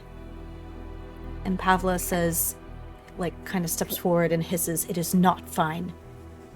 It is not fine. Adjudication is not a possibility. Judgment, nobody fucking cares." That's part of the problem. You're right. You're absolutely right. But that is part of the problem. We've seen it. Nobody cares. Nobody understands. We invaded Clan Tremere. They tried to take us down. All the clans want us dead. We are their scapegoats. We always have been. And I absolutely want to fight back, but at this point, this is a numbers game. There's only so many Bruja that I can take. Fuck, I kissed the sun last night. What? We're going to be... Why did you do that? As a reminder of my condition. Jayce. And listen. Janae steps forward. There are only two of us. What happened to the others? There's only ever 7. I don't know where the other 5 are. It is just you and me here. 7 is the PR campaign. There are more. We're just better at hiding than even the Nosferatu. We're accustomed to it. I've been around for a long time, and I have only ever known you. That's... yes. Yeah. Yeah. And Philly will soon be without us. And the city will know peace. They have to find it on their own terms. I tried. When I was with the Camarilla, and the new prince came in, the current prince, when he was there was peace. Short amount of time. But things changed. And then... I don't want to monologue.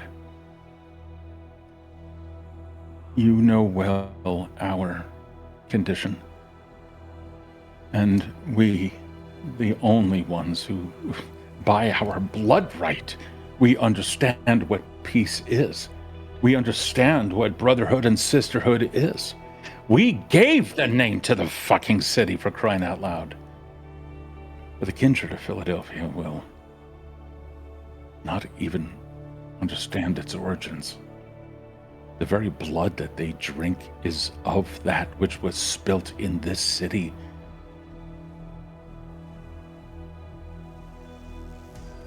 We may need to go. I don't know where, but Elysium may fall. And if they need to tear each other apart, then so be it. I'm conflicted. Listen, I'm going to go check on any wounded. I don't want to take up any more time, nor speak here. The Camarilla holds their fucking masquerade balls here, whatever it is that they do, and who knows if they left microphones up. I'm going to go check on any wounded that have arrived overnight and see if I can heal them. Have you learned how to do that yet? Of course. Sorry, it's been a long night. By the way, my eyes are blurry and I can't actually see you. Like there's a ninja obscuring you. Oh. Sorry. There you go. So I can see you better now. The blood is out of my eye. Thank you. Stupid. I didn't know if you had healing. Okay. I'm gonna go see if anyone needs healing, and then after that, I need some choleric blood. I need choleric blood. I can see a stake in my future. They won't know what's coming if I get staked. God. All right. For now, uphold Elysium. Give safe haven to all. Be well. Same to you, sister. Same to you. And I leave. And as you leave, you hear the hushed whisper of Pavla trying to convince her lover, Janae, that they need to leave. And you know, Pavla, being an adjudicator of Clan Banu Hakim, is going to do everything in her power to convince Janae to stay safe. Yeah. I understand that. I don't slow down. That would be improper. Mm-hmm. I take it in and I understand it. And again, it's that, here we go again. Mm-hmm. And for no reason. And on into the... Yeah. Sorry. And as we come out of Elysium, we go over to Knuckles Haven. What do you do to start your day? You passed your check, right? It was Lilith that failed. You passed your rouse check. I want to say I did. That's yep, I passed my rouse check. Yes, that sounds good. So I had to pull it back up. I was like, did I pass it? Okay, cool. So it's a new night, but you have not forgotten. It feels like it just happened a second ago. The plight of the kindred is that you never quite feel rested. You never quite go through the motions of having your deep sleep and dreaming for long periods of time. It is a fleeting moment, and you are thrust back into a world you did not choose. I think the first thing that I'm going to do after I go ahead and just kind of get myself cleaned up, I'm going to head to my phone and I'm just going to shoot a message out to Dahlia and just kind of let her know what happened last night. But I'll start off with saying, Jayce isn't a Malkavian. He's a Salubri. You get immediately 7 texts in a row, and it's all just eyeball emojis. And then I'll explain everything that had happened to include my that weird exchange that had happened, and then like explain explain about like how my beast was essentially taken out. It's just I tell her, it's like, I want to cause harm, but I want to fucking kill him. But I want a good reason to do so other than just for what happened last night. Or should I just do it anyway? Question mark.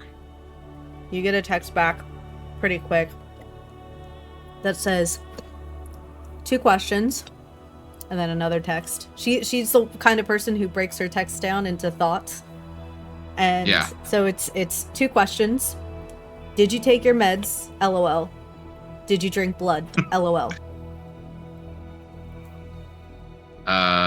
First one, it's gonna be like, ran out of those 5 years ago, and then the second one is going to be, I haven't yet, but I'm waiting right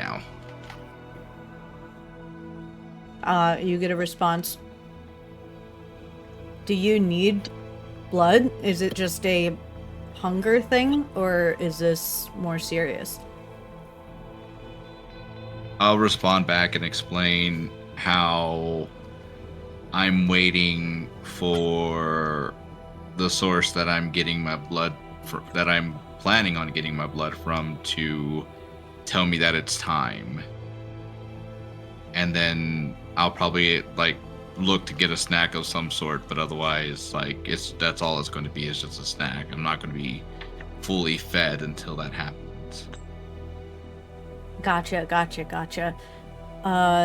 Do you need me to come over?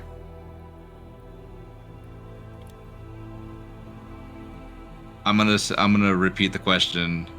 Do I kill him now, or do I do it later when I have a good reason to? I was hoping you were gonna forget about that. LOL back. LOL question mark ... I'd say hold off question mark.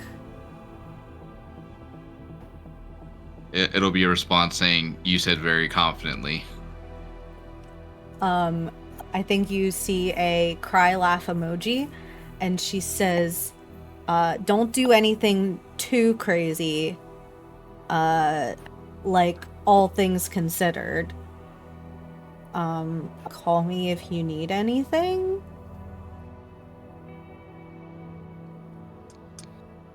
I'll respond back saying, you know me, and then I'll just kind of like put my phone down and look up.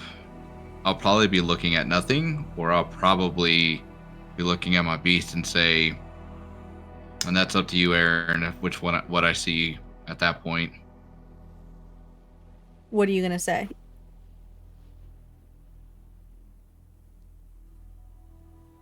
I'm not going to kill the others. He needs to be taken care of first. You feel a humming in your chest, but you don't see anything.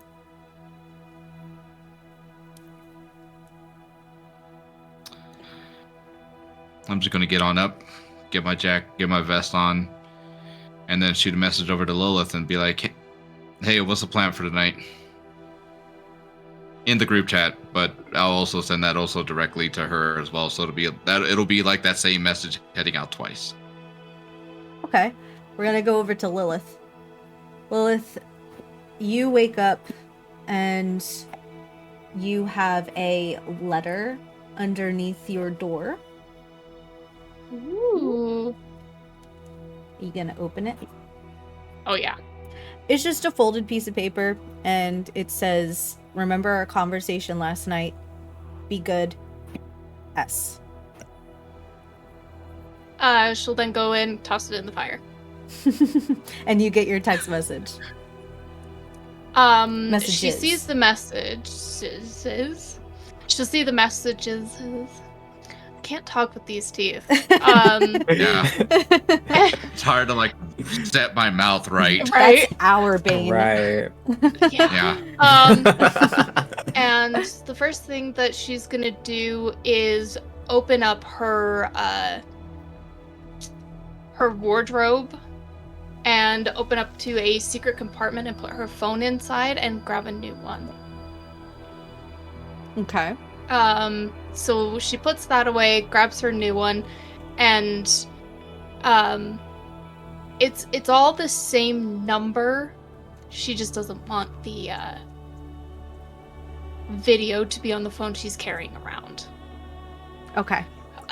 So she'll see the text message, and she'll respond back to Knuckles saying like, good morning, sweetheart, and send. I'm just waiting on results from the bodies from the other night. Hold, please. And sends it. I think as soon as I get both messages, I'll respond back like, "Oh, we've moved up to sweetheart. Have we?" Question mark. Would you prefer darling? Exclamation. Not exclamation. Question mark. It'll be responding back saying, "Whatever you prefer." Winky face.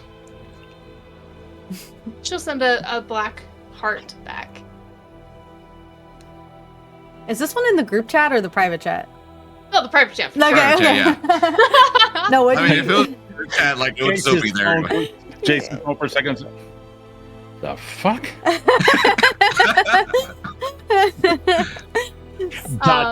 Send. But in the group chat, she'll send the information about waiting for the blood work and other things to come back. Okay. You do not have any update on that yet, so I'll let you know when you do. Tobias, do a arouse check for me, just a D10. 7. Okay.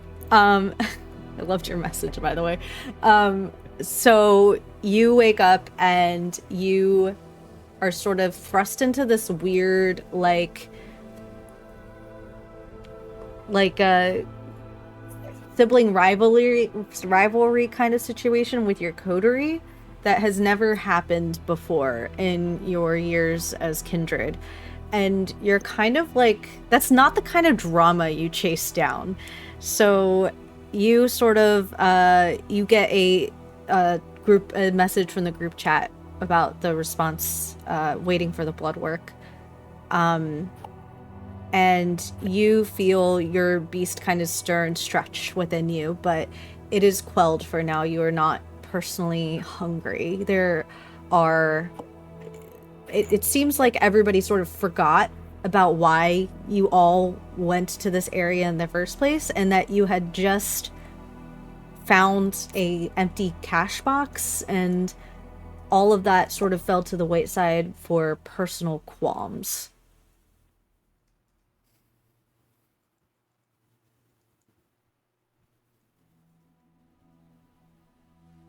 So Tobias will pick up his phone, look at the group message, and kind of think for a second and place the phone back down and walk around his room, kind of rubbing his temples, kind of trying to think without getting himself back in the confused state of last night. And then he walks back over to his bed, picks up his phone, and says, "Okay," in the chat, and that's it, and throws it back down. Now, Lilith and Knuckles, this is a little bit weird for you because Tobias always kind of, as like unassuming and unthreatening as he is, he's also like looking for fun time, like for a fun time. He is somebody who he wants to really embrace that sultry, like passionate side of being a kindred, and this sort of lackadaisical, like, okay, answer from him just seems weird. Well then, if that's the case, Lilith wants to start an additional group chat, but without Jayce, and wants to invite the two over to her place. And she has her own. It's more or less a neutral ground for kindred. It's got bar, dancing, the most perfect sultry activities you could ask for in this place. And she wants to invite them over. So she'll message, like, need to let off some steam? Come on over. Let's have some fun. You'll just see a quick on my way. Vi sends this text over saying, "All right, I'll be there. Get my drinks ready." What's your order? A lemon drop. Perfect. Multiple lemon drops. Sand. She sends over a lemon emoji.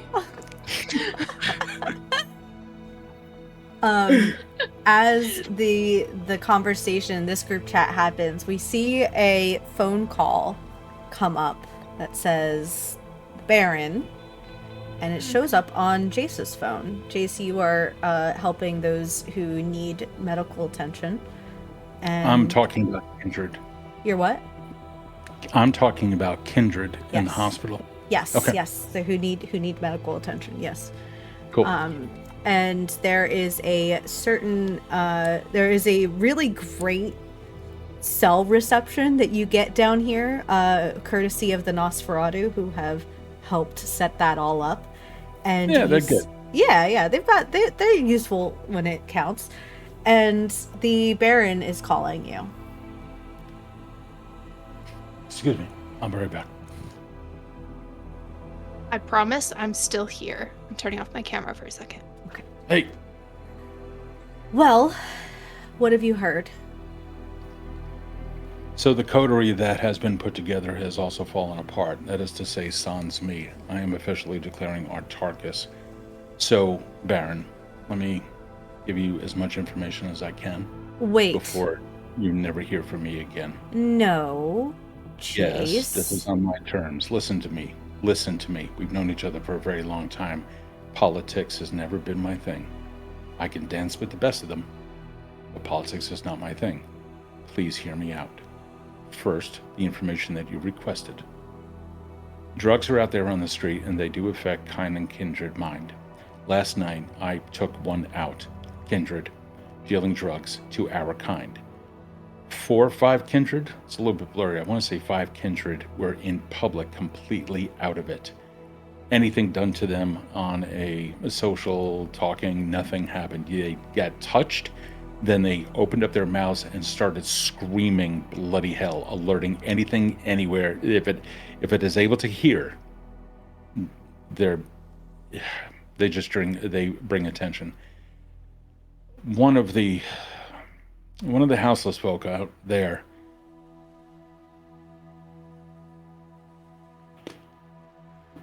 they're hitting my people too.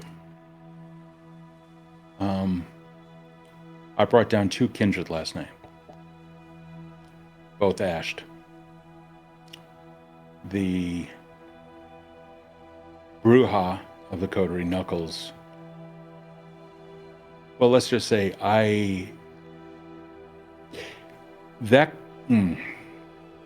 Knuckles and Lilith have a way of trying to dig in under your skin. I understand they're kids, and I understand that they're just trying to find out where it is that they fit in the greater scheme of things. So they got to test the waters. I mean, Bruja's Bruja. It's typical, and Tremere they're loyal to their own. You appointed me to take a look after your sheriff. Your sheriff is not to be trusted. Her allegiance is not with anyone other than herself and the other Tremere. This is nothing new. That's how they behave. As for Knuckles, he tried to take me out. Not in a stake into the chest type of thing. but more of a punch me in the face as hard as he can, or I don't even know if that was, I have a feeling he could probably hit harder, but I think he actually realized that I'm not who I say I am.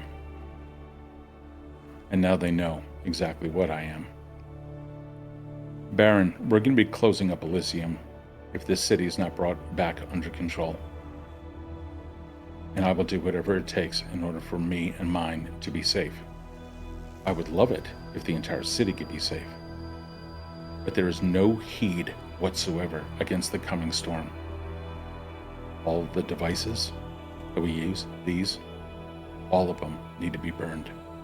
They need to be just erased from kindred history. They become way too complacent. The Second Inquisition is going to find out about us again and again and again. How many more of us need to fucking die? And besides, the Sabbat is just on the outside now.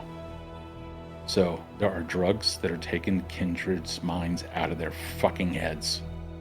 There are coteries under your rule, Baron, under your rule, that they're not doing anything in your best interest. I understand we're Anarchs. They're Anarchs. As for the Camarilla, they're the worst offenders of all, breaking the fucking masquerade. Their masquerade. Elysium is going to be off limits if they continue doing this. For now, it's going to remain open, but I'm warning you. My kind are going to be backing out of this pretty quick. And with that, Elysium gets shut down. Are you finished? You fucking called me, you asked me a question, this is how you're going to react. I'm not disrespecting you, just asking if you have anything more to say. Go on. Few things. I may have a penchant for entertainment, but I'm not an idiot. Not that I think that you're calling me one, but I think it's assumed that I just throw coteries together for the hell of it. No, I don't plan on, nor is it in my habit to visit anybody's intentions. What I am saying is that whatever it is that you've done, however wise it may be in the long run, I mean, look, you could be playing the long con. That's absolutely fine. What I'm saying is that the coterie that you put together, unless it was just to see a shit show come running down on the streets, it's not going to fucking work. Those three are capable of working together. Tobias has a fantastic amount of potential. The other two is so closed off, though. They have their own shit going on. And I have a feeling, and I could very well be wrong, but I have a feeling that you are the last thing on their mind. Tobias is new. He's going to survive the long night. But he's going to need some guidance. Here is what I know. I know the reason I asked you, well, the reason I asked Lilith, or I told her to be the sheriff, is because I need people busy. I need people who are dangerous when they're bored. Baron, hold for 1 second, okay? I'm going to call you back. Before you get into any more details, I'm going to call you back. Clear? Very well. Give me 30 seconds. Click. Break it.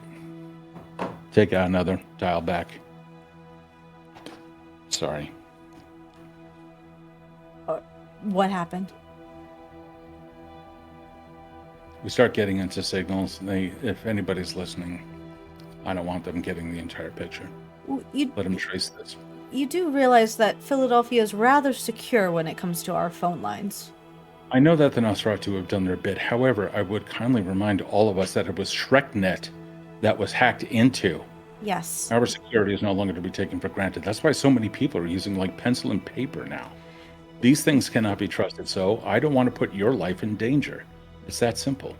Please don't fall in line with the rest of the fucking Anarchs here. I am grateful. Now, please. When bored kindred become dangerous, that's when I start to get worried. So I put them to work. Lilith is a clever thing, and she's been around for a bit, enough to make a name for herself. She's a fucking neonate. She's only, what, a couple of decades? Several decades? What? I can detect, I smell like airplane oil on her from fucking World War II. That's like yesterday. Either way, she's one of the loudest in terms of what goes on in this city. She stirs up a lot. Mm-hmm. I need to know where she is most of the time. Chantry. That's easy. Of course. Well, besides that, Jayce, I gave her the role because I needed to know what she was doing. And of course, I can't know what she's doing all the time. The Chantry is pretty lock and key when it comes to anybody outside of their need to know. But I have my ways. Okay? I'm going Artarchus. I don't want anything to do anymore with the politics of this city. With all due respect for as many... God, how long have we known each other? You, me, and what's-his-face. We've seen this place. We've seen it burn. We've seen it rise from the ashes. It's going to go back down again, and I can't... If the Salubri leave, Tobias will surely perish. And others like him. Neonates, as much of a bitter taste that puts in your mouth. The young ones will perish without the assistance and the aid of those in Elysium. That is why... Fuck you. Why? Oh, fuck you. Why are you playing my strings? Jesus I'm not Christ. playing your strings. I am simply telling the truth. I know, and I'm agreeing with you is the point. You're right. I told him that I was going to leave the coterie anyway. I also told him that I was going to be watching from the shadows. That is exactly what I'm going to do. I'm a person of my word. You threatened that Elysium will close its doors. Yes, I did. And I make good on my promises. They are all as good as dead if you do. Yes, because they can't maintain their own fucking peace. How the hell can they do it inside of some bureaucratic notion of what peace is? How can you call yourself a healer if you can't even uphold an oath, the same as human doctors? Oh, Baron, you are treading on very difficult ground for you. Do not conflict. Is that a threat, Jayce? You, me, and what's-his-face? Do you mean the prince? We may not be friendly, but we are on speaking terms. I don't recognize your titles anymore. Let's get that straight. I have the ability to do that now. I'm old enough now. So yes, it is a threat. It is a very valid threat. Because they are going to get themselves in trouble, and then they're going to put their tail between their legs, and then they're going to come to us. Let me remind you of something. I'm going to say this very clearly, not because I believe that you are unintelligent. I've known you for a very long time. And I know how intelligent the three of us are. I know exactly how experienced we all are. There's no insult to intelligence here. So I'll make myself very clear. If they invite through their actions the Second Inquisition, and then they come to a prison which is meant to keep things in, not keep things out, and it is the last bastion of safety, do you really think humans and the government, with all of their technology, are going to obey something we or they or the Camarilla only calls Elysium? They need to know this is not going to be a safe place because of their actions as well. As I said, I've seen the city burn, so have you. Let us not forget that we are the ones who brought it down. We are the ones who reconstructed it. And we've seen these kind get up, get burned, and fucking die every night. So why do I heal? I don't heal for any reason other than we all have a right to survive. I've not forgotten how human I used to be. I heal because my blood can. Because I was saved from death through belief. I, as a mortal, saved valid people, good people, people who helped others. And I believe on spreading that friendship. I may no longer hold a faith to a big sky daddy, but I will tell you that I've seen way too much going on here. And people like Tobias and others deserve to live. But I am not going to, because 1730 kindred decide that they finally need to run from the very monster that they invited and try to find their place in our home. That's why I make the threat. It's not light, but it has to happen. They will have no safe place if they continue down this line. They need to learn the hard way. But I'm not going to go down with them. Not anymore. There's a long pause and a sigh.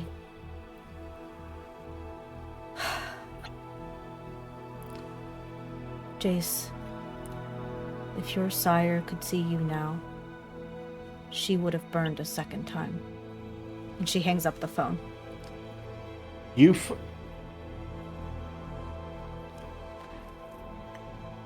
Mama, if you can hear me.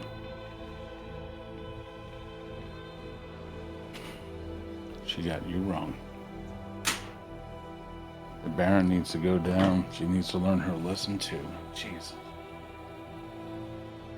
Now continue doing whatever he's doing. And we're going to go over to the chantry doors opening to Lilith greeting Tobias and Knuckles. Yes. Lilith is at a change of clothes. It's time to party.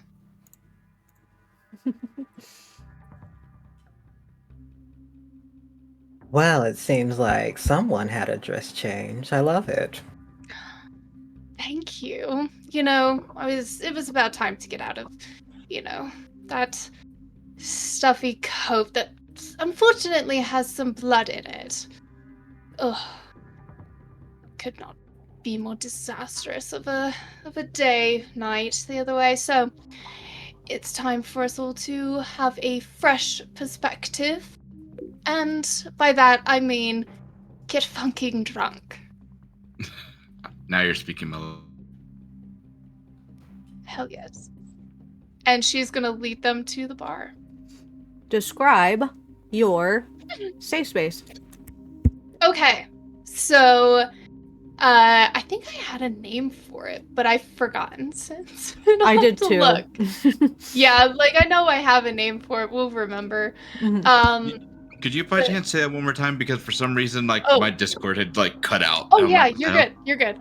I have a name for this place, but I have since forgotten, and I'll have to look back at my thousands of messages with Erin to find it.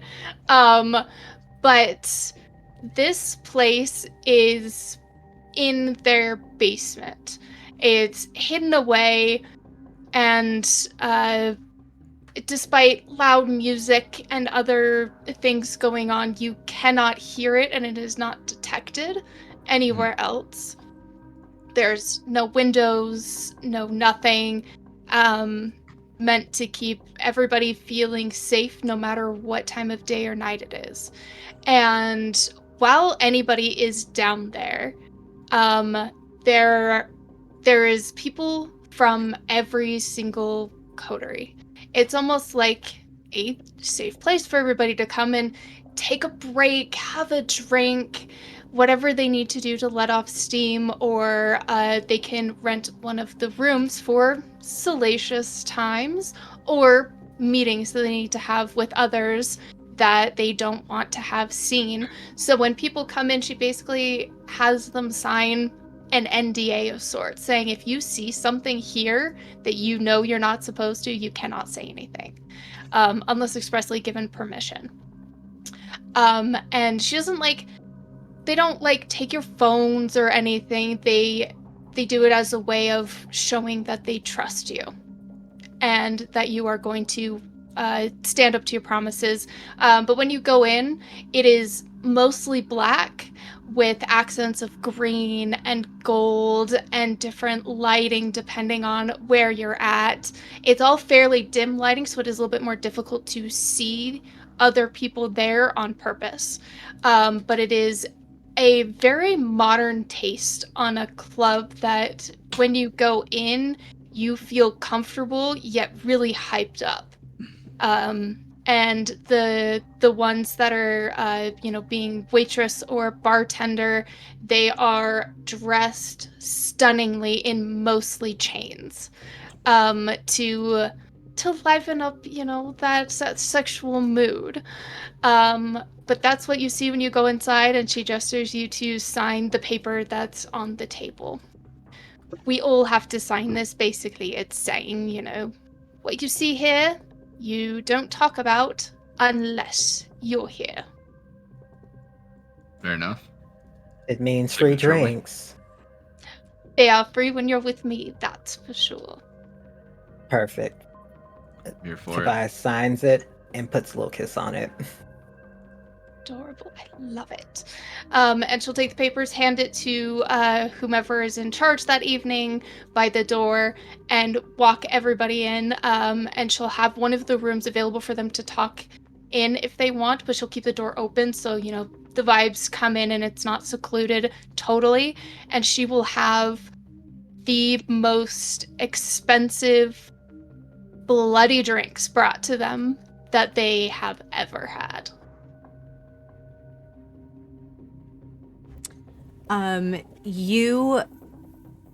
Is this the first time, Knuckles? I think it's probably Tobias's first time for sure that you've been to this salon. Knuckles, is this also your first time here? I would probably say so. Okay.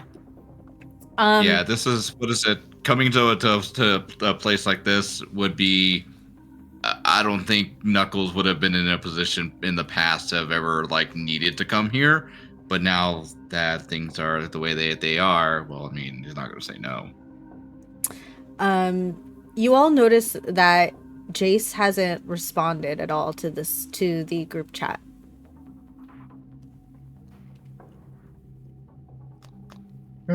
It seems we're missing somebody. Oh, But yes. I guess after That's their on drink purpose. last night, they didn't need another one. No, and I'll be honest, this probably would not be Jayce's vibe either. And heaven knows we could all use a tad bit of a break from the melancholy, the world is ending, I know everything type vibe. I know I do.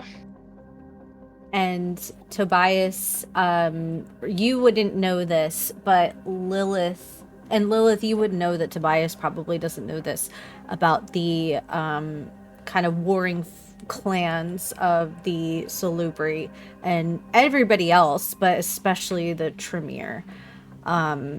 You all, however, know that the Salubri are created Elysium.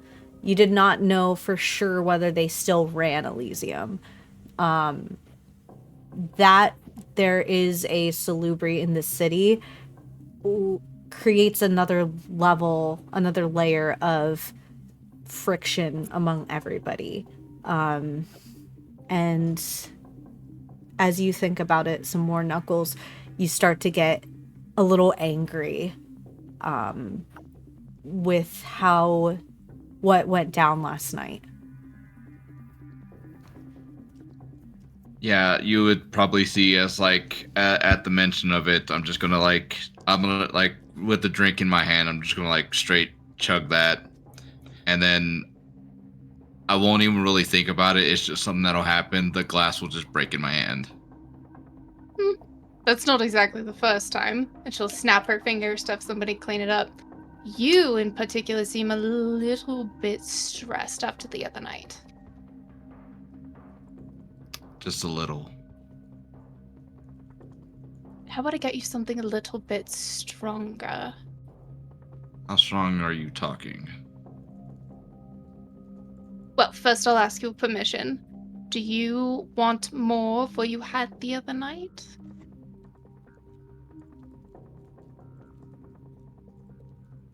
In small, controlled doses.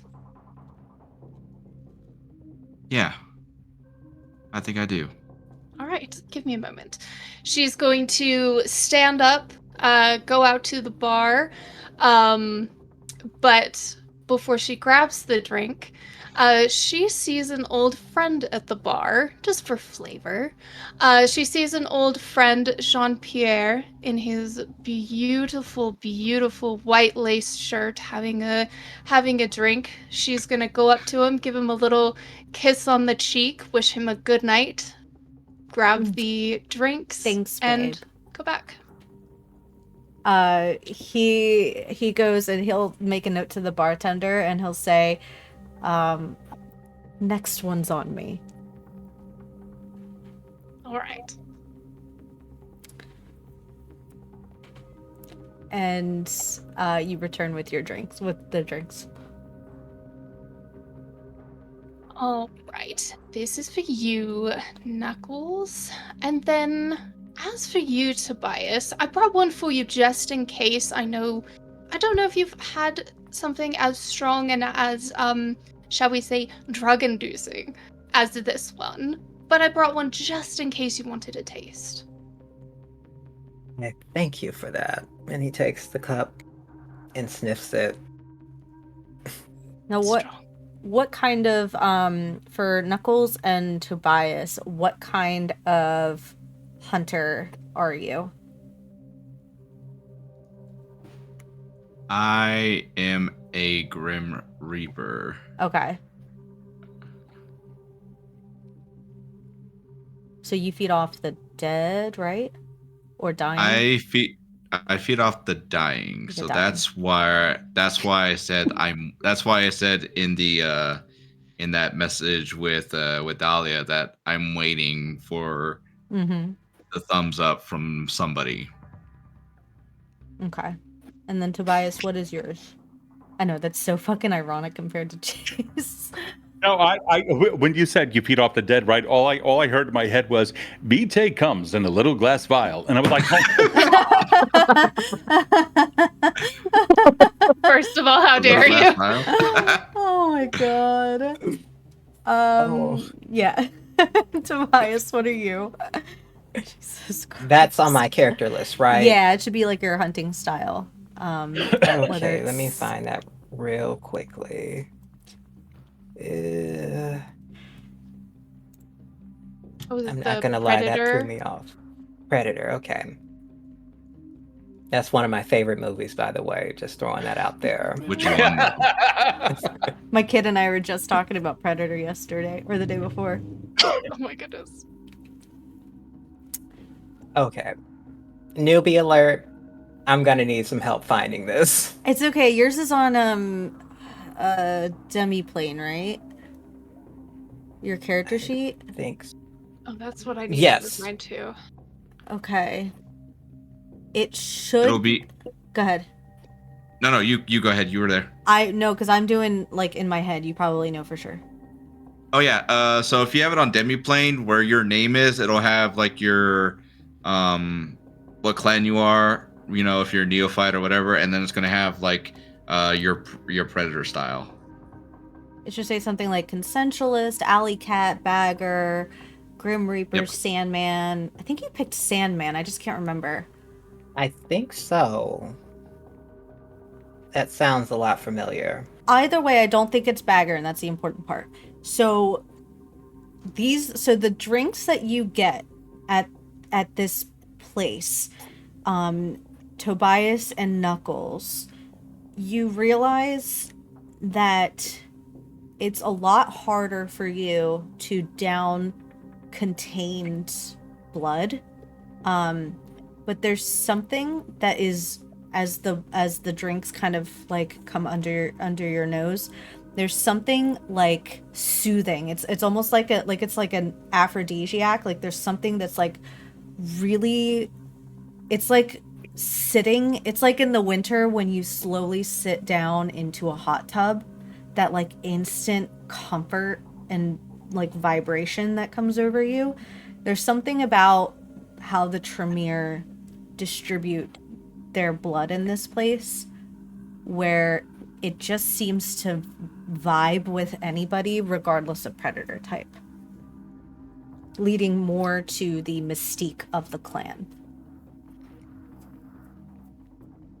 I think that as soon as I get the drink from Lilith, I'll smile, give her a wink, and then start and take a sip out of it. And I'll say it's what you had the other night, but a watered down version, so it doesn't. It's mostly like brewed to where it brings you. So sorry for this wording, but it's basically edging from the feeling that you had. Uh-huh. You're not sorry. You're not sorry about that. That's true, I'm not. Edging that feeling for craving more, but not in a dangerous way. I'll take it. I'm gonna actually use that, and this place is like not quite eyes wide shut, but it's got that sort of like the introduction of this kind of the blood that you're offered, and the sort of like the trust that is instilled within you sort of gives you a notion to let down your guard and kind of like feel the rain on your skin. Like it's sort of like sprinklers. Yeah. it's not like it's gonna like everyone's gonna start fucking right away, but it's definitely not like right away. It's definitely, it'll take you out to dinner. We gotta first. build to that. There's definitely a vibe of like you can loosen up. And Knuckles, your shoulders have been really fucking tight since Jayce literally restrained your beast before your very eyes. And honestly, your shoulders have always been tight. You're a Bruja. And Tobias, you had this sort of like idea of what being a kindred was like. And finally, you're starting to capture like those moments of like, oh, this is what it is.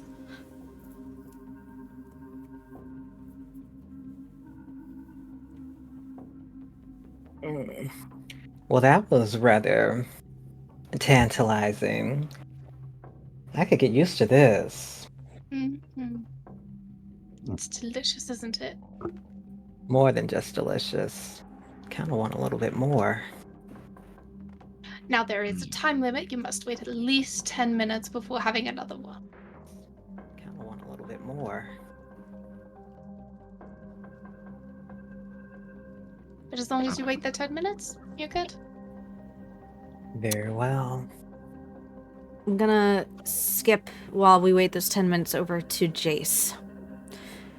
Jayce, it's not a full ward tonight. A couple usual troublemakers that kind of get into skirmishes now and then. Some of them, you know, on a first name basis, and a thin blood who took a bad fall and broke a couple bones. And you are sort of done with your rounds fairly early. So, okay. The most damaged one, can you describe their wounds? Yeah. It was somebody that you recognize who is a fighter. They are not a Bruja, but they are a Ventru, so they don't stop until they win. This leaves them with, most of the time, aggravated damage, as they will take beatings until it's... A normal human would have been turned to soup. Okay. Take a look at the wounds. What's your name? Come on. If you want care, I'd like to prefer, I prefer it doesn't have to be your real name. It's just a name that I can call you. I was here like a week ago. Well, your face is also a little bit more messed up right now, and I don't know if you change identities. Some of us do. It's called courtesy. What's your name? Rob. Hello, Rob. Looks like you've done a hell of a job on yourself. All right, let's see what we can do. I stand back. Is this gonna take long? I got somewhere to be. You can get up and you can go right now. Clearly I can't. And you see his Then clearly you will be taken care of on my clock. It's going to take as long as it needs to take. All right? You see he begrudgingly scoots back on the hospital bed and manually lifts underneath his knees to flip his broken in several places legs onto the table. Okay. Hold on. So, taking a look at it. Hold still just for one moment. This won't take long at all. Blood starts pouring out of his eyes, and he glares down at the leg and just lays his hands on. Oh, fuck! Aggravated damage is going to be healed. I got 5 successes on it, so at least one egg is going to be healed. Yeah. The remainder, the superficial, will also be taken care of.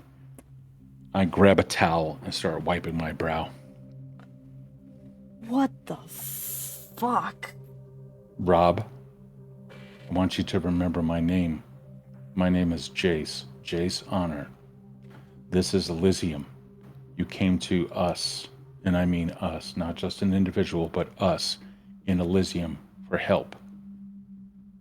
Are you feeling better?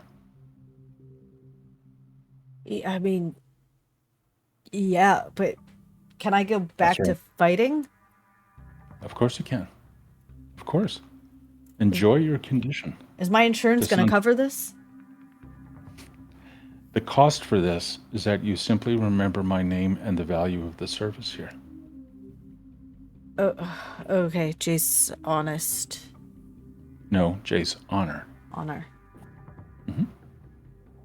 Have an amazing evening. Be well. And try not to do that again. I can't do that forever. All right. And he kind of gets up and starts to walk out. And as he walks out, you hear the person that he was waiting with talk to him. Mm-hmm. And as they walk away, the sound of their voices going dimmer and dimmer. He's like, "Man, you're not going to believe how that one went," and just sort of fizzles out. So while that happens, or after that happens, go over, wash my face, get all the blood out of the way. Put on a hat. We're not going to be dealing with much else. It's just going to be a fucking hat from here on out. Everyone's going to know. So go on out there, and then I conduct my actions. I gave you my laundry list. Mm-hmm. That is what Jayce does for the remainder of the evening. Do you want to go through this list, or do you want that unspoken until later?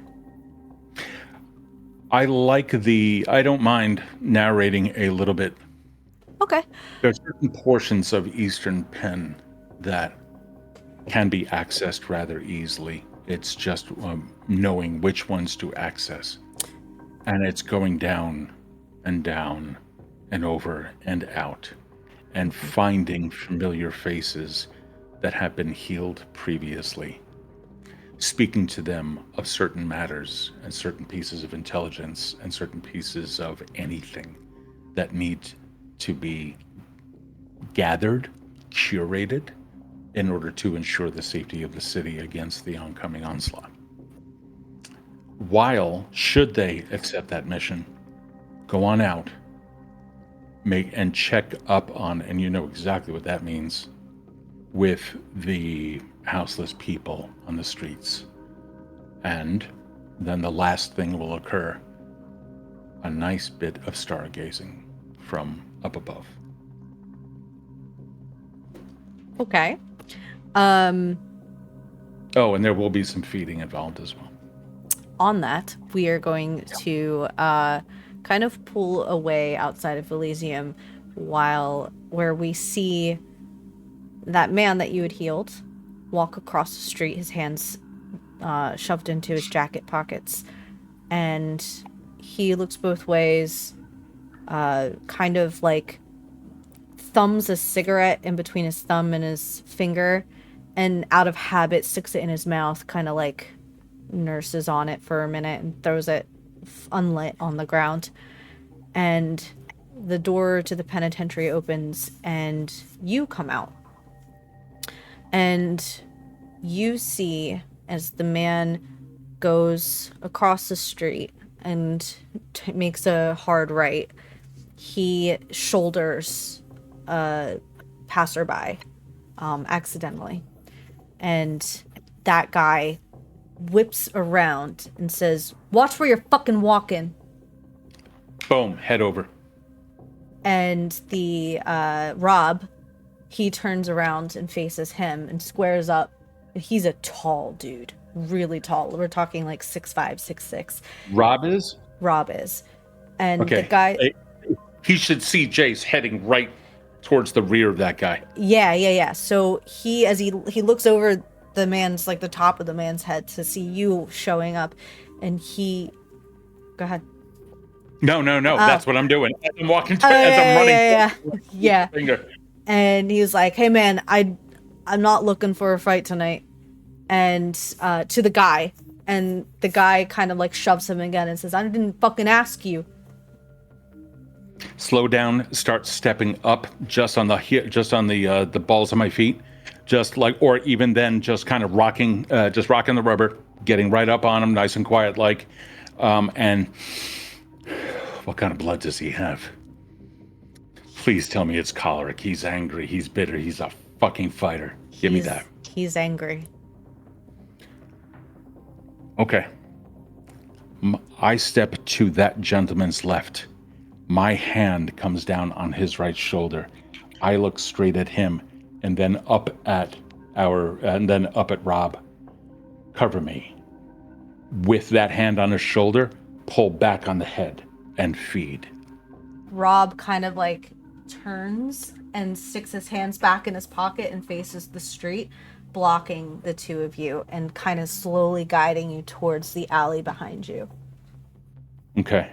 And start walking that back as well, with Rob covering everything. Step in, take just enough for the human to be okay. Lick that wound, turn to him. Forget. Just push with a finger up against his chest. A nice little caress on his cheek. You're good now. Go back your way. A much calmer person. And then I prepare for the evening using that blood. Okie dokie, and we're gonna go over to the three at the chantry. Yeah. The night progresses. You still have not heard from Jayce. Silas appears. He kind of pushes gently through the curtain. It's like a red velvet, or I would say black velvet for this particular room. And he looks around and he sees you, Lilith, and he goes like this. Sorry, gentlemen, I will be right back. Actually. And he kind of catches your shoulder before you two can leave, and he takes you to the corner instead. And he has eyes. He's looking at Knuckles and Tobias while he's talking to you. And he leans kind of close to, like, your ear. He's very tall, so, like, his mouth kind of hits, like, at the top of your head, even while bending down. And he says, "What the hell is going on?" I'm getting additional information. Not with them, with the Baron. Oh. I just got an interesting phone call from the Baron. saying that your Salubri is going autarchus, going rogue. What the fuck is happening, Lilith? I said be good. I did. I haven't said a single word to the Baron. I've not spoken to Jayce. I don't think any of us have. I've done nothing. Whatever he is doing of his own accord. And making a fucking mess. I need you as the sheriff to fix it. Whatever you all were assigned to do by the Baron, you need to keep doing that. Yes, that depends. Do you have the results? Not yet. It's taking a little bit longer than expected. This is something we haven't seen before. I will at least give that form of an update to the Baron. If you'll excuse me, I will go make a phone call. Don't leave these two by themselves. I will call the Baron. Whatever you left off last night, get back to it. Promise, I am playing nice. Fine. And he kind of like straightens up and clears his throat and then leaves. While that exchange was going on, Erin, you said that he was looking in our direction. I would have probably maintained eye contact, squinted my eyes at him while also being talking to Tobias. Be like, what do you think they're talking about? He's looking at us for some fucking reason. Doesn't look happy. He doesn't look like he really belongs around here either down at the party. Mm-mm. Something seems up. I just don't like being stared at for whatever fucking reason that he has. Same. Males just because I have a chip on my shoulder from last night. Apologies, gentlemen. It seems there was a bit of a miscommunication. He wasn't staring you down too hard, was he? I just thought he was undressing me. I mean, it could have. His taste was delicious, and it is beautiful. So, slight bit of an update. It seems that our boy Jayce has been feeding some information to the Baron that does not make us look good. I don't know exactly what information, but it seems to have gotten some people rather upset. So, I'm going to ask you guys to do something alongside me. And that is play nice with Jayce. Now, this is going to be particularly hard for all of us, and I understand that. There is some history between his clan and mine to where we despise each other to the point of we normally would never, ever speak to each other on a normal basis. So if I had known he was what he was, we would not be working together in a coterie. But it seems he... How shall I put this? It seems he has plans of his own and may not show good care towards us, no matter how aggressively he may say that he cares for the young and, you know, for the rest of us. Take what he says with a grain of salt, because he did almost severely hurt you, Knuckles, the other night. And who knows what he could have done to the rest of us. So, for now, we play nice, simply because, one, I am the sheriff. I'm pretty sure I'm being watched. Simply as we know that Jayce has been talking and, you know, he's supposed to be watching out for me. So, I know there's a lot of random bits of information and not a lot of detail, but for now, I would ask that you would all play nice with him while we figure out what exactly he's doing,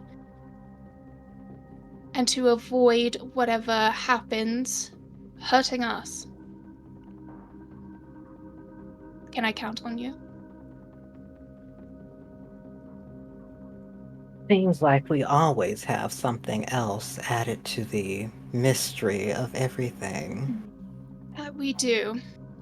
That we do. I'll play the game for now. Good. I mean, I tend to like everyone. It is a game, that's for sure. So we'll play. Knuckles? I feel like there's a lot more going on than what everyone is telling me. And I don't fucking like it, to be very frank with you. Well, here's this. I don't know all of what's going on, but I'm going to find out. And that's part of us playing nice, is finding out, because I don't like not knowing.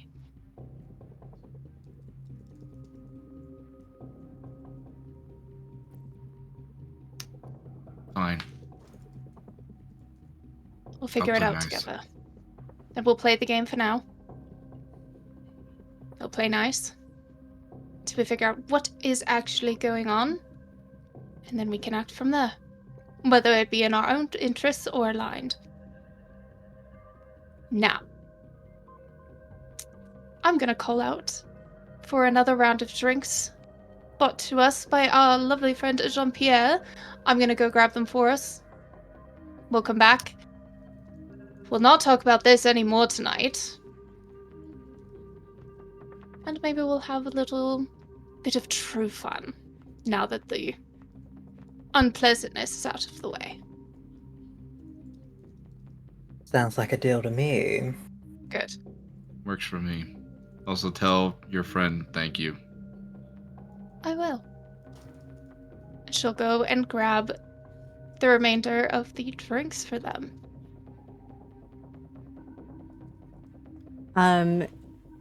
Yeah, you go and you get that, and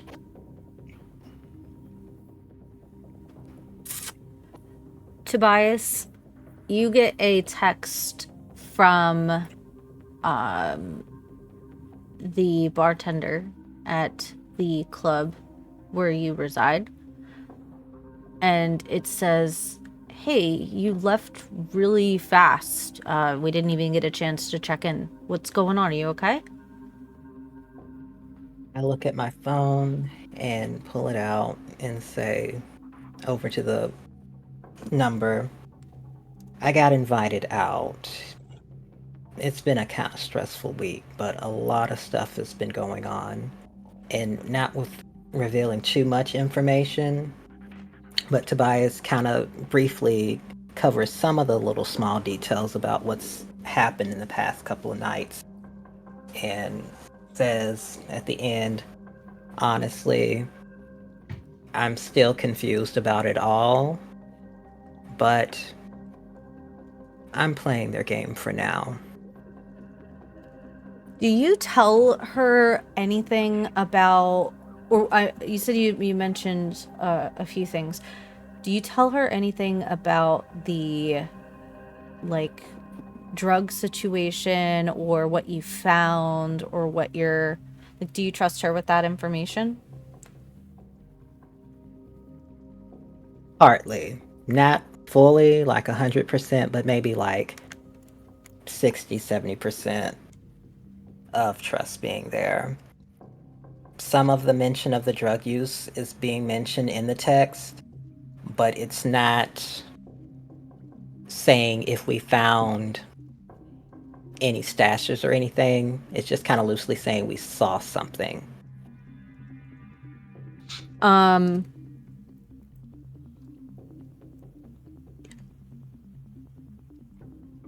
You get a phone call from that number.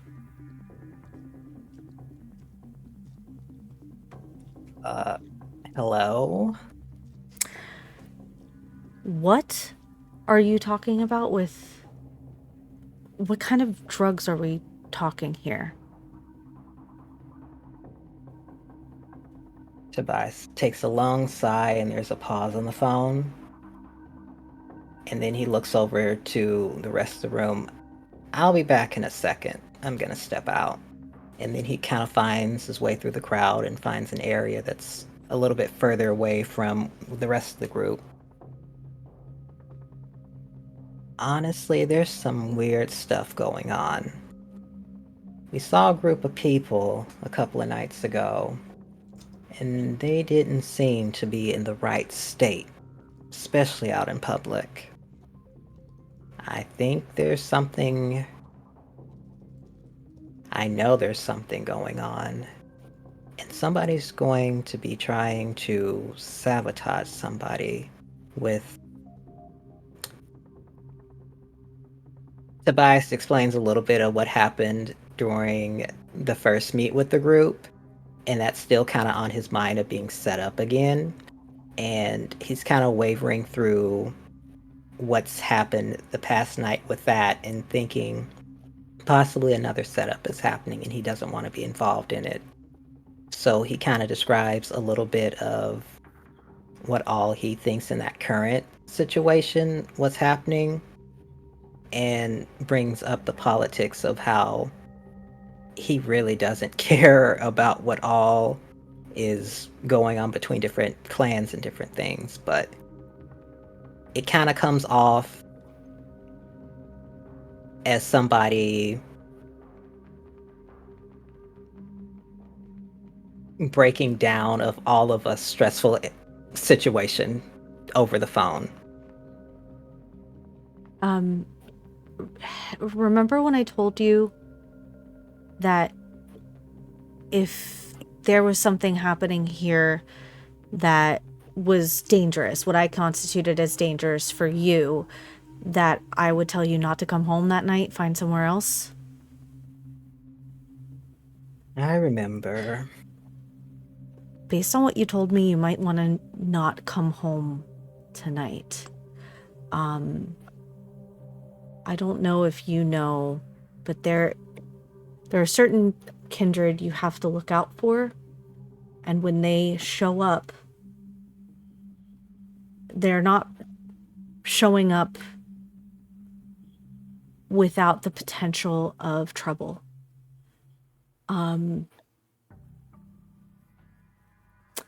There's a couple men here who rented out the poker room on the side, the one that we have like the Thursday night games, and it's very casual. This time though, they rented it out and they have guards standing outside the door. Guards? We don't get that type of action there. No. The guy that is inside is known kind of around the industrial area. He runs a few warehouses down there, different crime rings, different circles that I don't like to get involved in here. We're not about that kind of drama.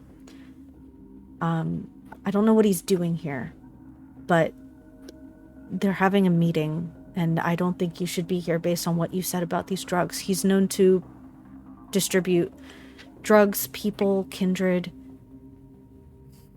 I don't know if there's a connection, but I don't know, maybe you can stay with one of your friends in your coterie tonight. Friends, are they? But thanks for the heads up. Keep me posted and let me know if anything changes. I'm not liking how this is sounding. And please, stay safe out there. You too, baby. And she hangs up. Tobias kind of looks around the room, seeing everybody partying, dancing, doing all their things. And then he looks back into the distance of where the group is sitting at. And he just kind of stares off into the distance like he's in deep thought and shakes his head and slowly starts to walk back, almost hesitant to go back towards the group, but still keeps going forward. Sorry guys, I had a phone call. How's everybody feeling? I think I'd like to ask you that question. You look a little flustered. Everything good? Yeah, it's fine. Just a little maintenance call. You know, being new and everything, you just get random phone calls from people sometimes, but we're all good. And you can see that Tobias tries to muster up a smile that's kind of convincing. If y'all want to pry, I'll have you do a contested roll. Yes, please. Roll. I think it's wits and in either awareness, Persuasion? No, that would be his. Insight? Insight. Wits and insight, and then Tobias roll composure and persuasion.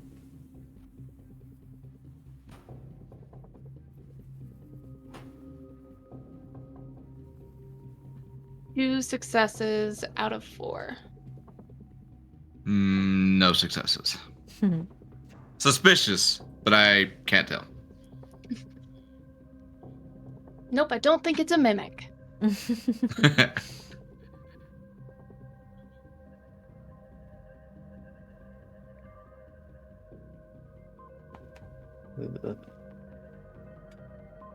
Out of 4. Okay.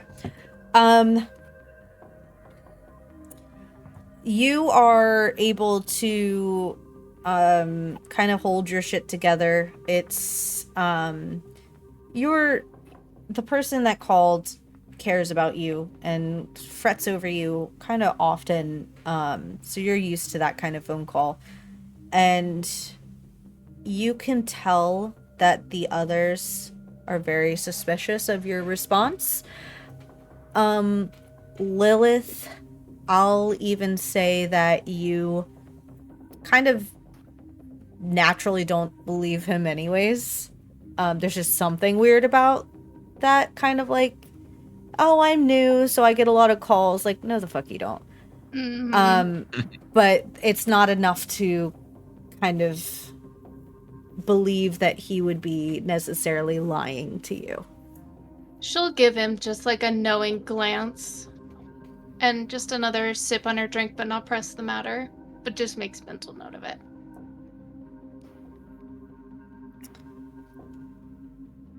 I'm going to pull away for a moment and go back to Jayce. Jayce, where you have ended up. Yeah. You are watching. Yeah. The ground.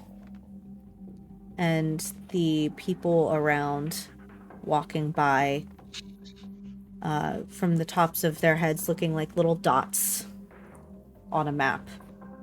Yeah. And across the street, about 100 feet away, you see a very familiar building. It's closed for the evening, and yet you notice kindred now and then walking in and out of that building. And you see the Baron's car pull up. And you see a man, tall, broad-shouldered, wearing a nice suit, looks a little like Idris Elba, walks out of the door and kind of skips down the steps hurriedly and opens the door for the Baron.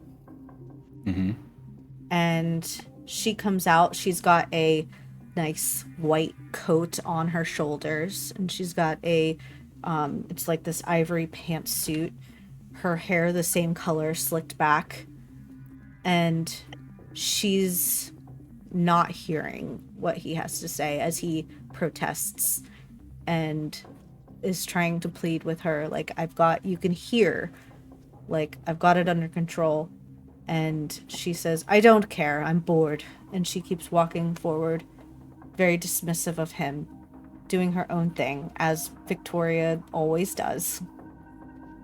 And she starts heading up the steps to go into the Franklin Institute. I asked you a question on DM?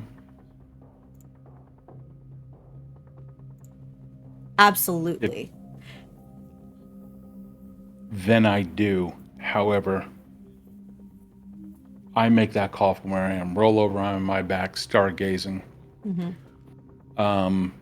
Stop all other things that I was doing in that moment.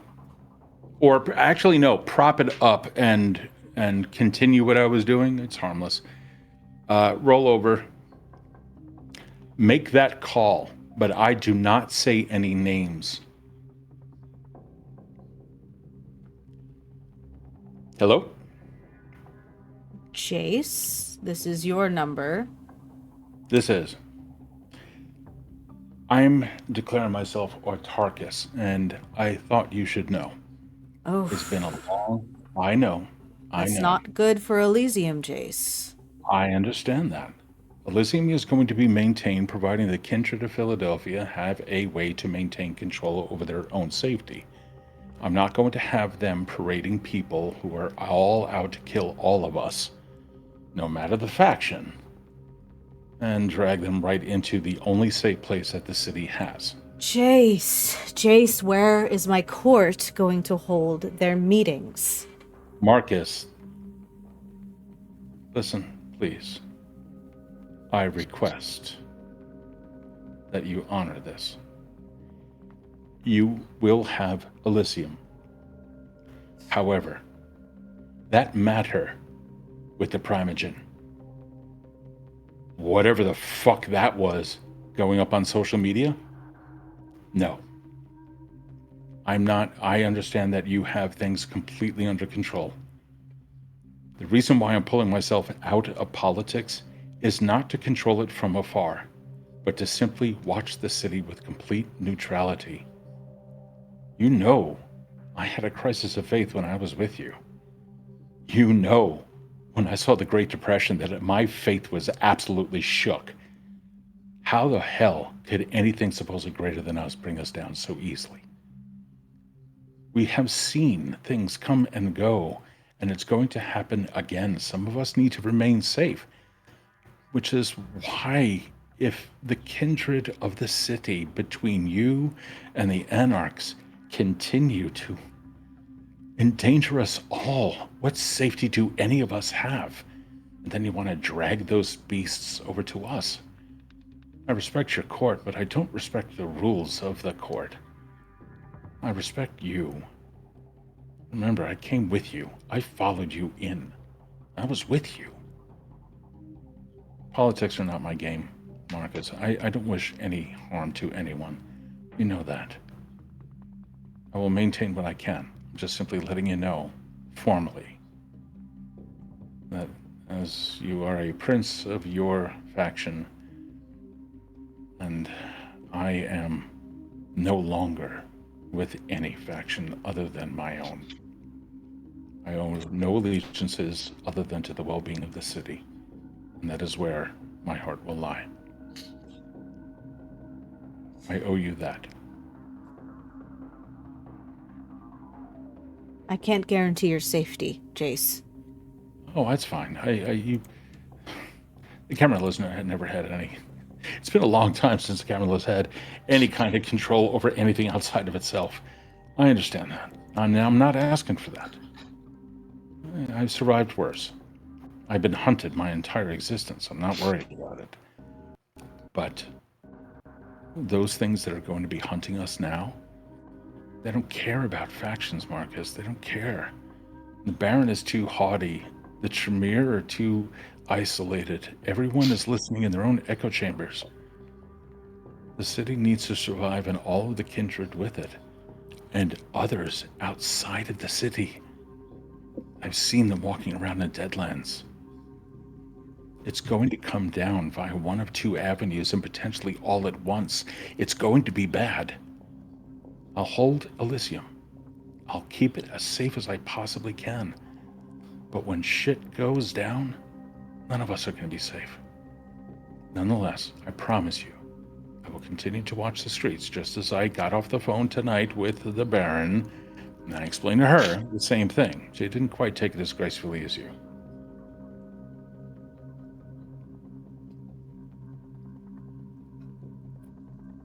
I'll deal with the Baron.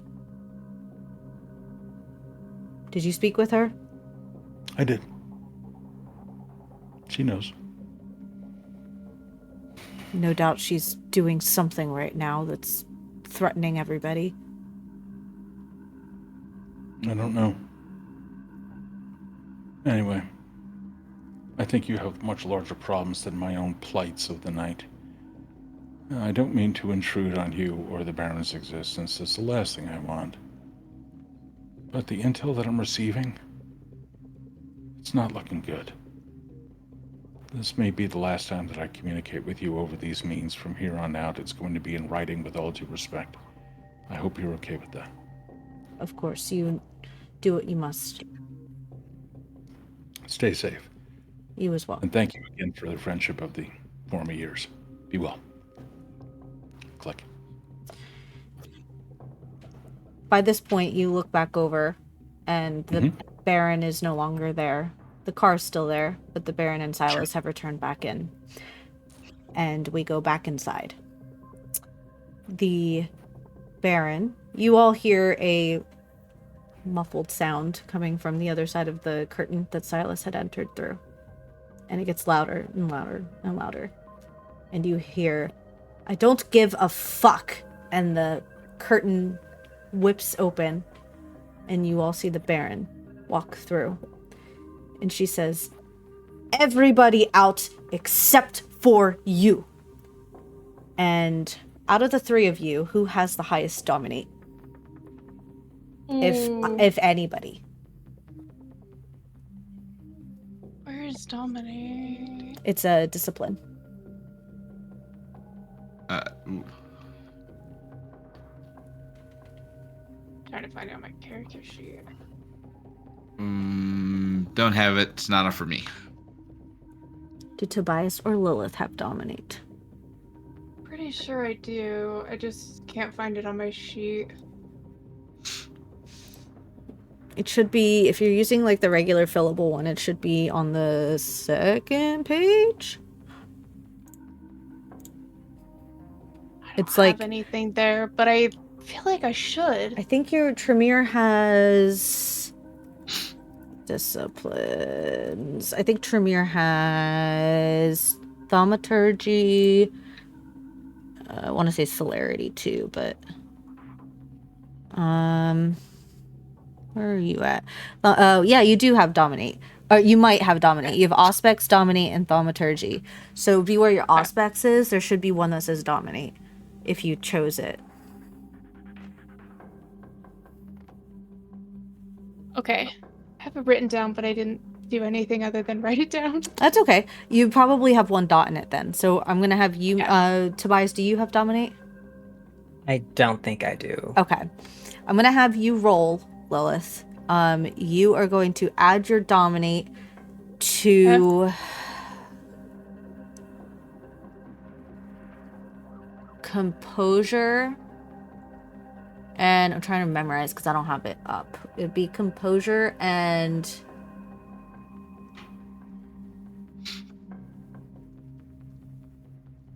whatever. What's being used? It's mass manipulation.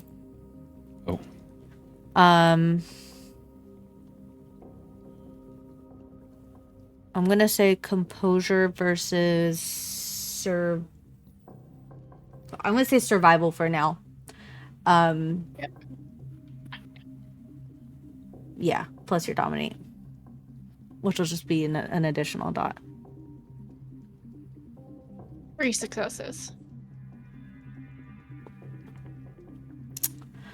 So, as everybody stands to leave, Silas is standing behind her, and he looks at you, Lilith, and he knows you, and he just goes like this.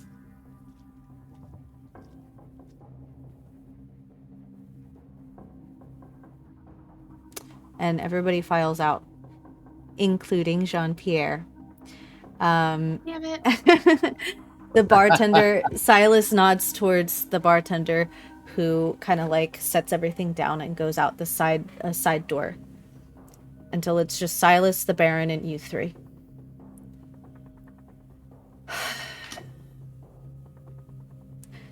What the fuck is going on? Could Well, you that's a loaded. clarify? Yeah, that's a loaded question. Could you specify things for us? Sure.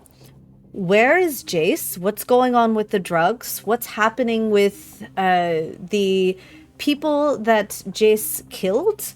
What's going on with the Silas says that there are people being studied from last night. What is the results of that? Why is Jayce not with you? He says he is going autarchus. What did you all do to him? What did he do to you? Sorry, On is gaining composure.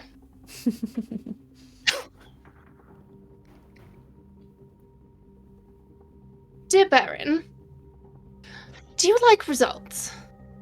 Or do you like half-assed answers? I like results.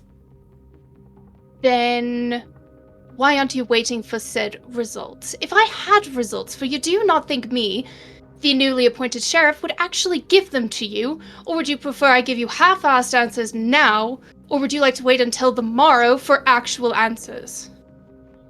My patience is wearing thin, waiting for said answers. My lovely Silas here is working hard to get the answers for me to relate them to you. Now, I ask again, would you like to wait for results and said answers, or would you like half-assed answers now? While you wait, perhaps the three of you could go with Jayce to continue the investigation. Make yourselves There is useful. none to have right now. There There is nowhere to start, nowhere to go. Therefore, we are waiting for the results to be able to continue said investigation. As for Jayce, don't know where he is, what he's doing. We're cooling off from a fight, so then when we meet again later, we can play nice. Isn't that what you would prefer? Play nice? I cannot believe I have to do all of the work for you. In my car, in the back, there is a man. He is somebody who was going to deliver another round of drugs to the geocache box that I pulled out from underneath the rubble that was placed there when you, and she points at Tobias, pulled it from there to investigate it. It's got your blood. I could smell it all over it. Your sticky fingers. You all are sloppy. Now, I have the man. No. It's my turn to speak, little girl. I have the man that you need. The one that you were supposed to keep an eye on to make sure that the drugs were put into the box. And then hopefully you all could follow him and find out who was supplying the drugs. I cannot believe I had to do that. And I cannot believe his disgusting, deplorable ass is sitting and dirtying the backseat of my car. I've got dust all over it, and now I have to get it steam cleaned. That is such a hassle. Real quick, just for my personal clarification, we did pretty much everything possible to check the box, and there was nothing there and no indication for anything at all. Yeah, but she's talking about the fact that, like, you could have waited for it to be filled again, and instead you're all here partying. And Jayce is gone. I would like to chime in at that point. It's like, well, if you're so concerned about fucking Jayce, how about ask him about what happened after we pulled out that fucking box? Oh, I know about that. We spoke on the phone. So you understand why we took a little bit of a break, so that way cooler heads can prevail. And I'm sure you know as well as I do, I'm not necessarily one to be cooler heads. I'd rather take those heads off myself, but as Lilith has stated, we are just decompressing, so that way we can allow cooler heads to prevail. Because it seems like something you might need to do in order for you to be able to trust us instead of getting your pretty hands dirty. Maybe learn to trust. Sheriff, you have a responsibility to the city. Oh, is that what that is? That is what that is. If you would like to return to this salon and continue to spend your time here for more nights, I suggest you do your job. Find out where the drugs are coming from. If they get exposed, if we have a masquerade breach, that will fall on your heads. And she looks over at Silas and she says, I'm bored. I shall leave now. I'm going to give you the man in my car. I will send you the bill for the steam clean. And she leaves. Silas will look at you, Lilith, and shake his head like, there are 1,000 ways to skin a cat and you picked the worst ones. And he's going to follow her out. It's just the three of you now. Lilith is going to send a quick text to Jean-Pierre. And that's it. What does it say? I'll tell you later. Okay. That message is sent. And it's still just the three of you. Stick. Now she's on edge.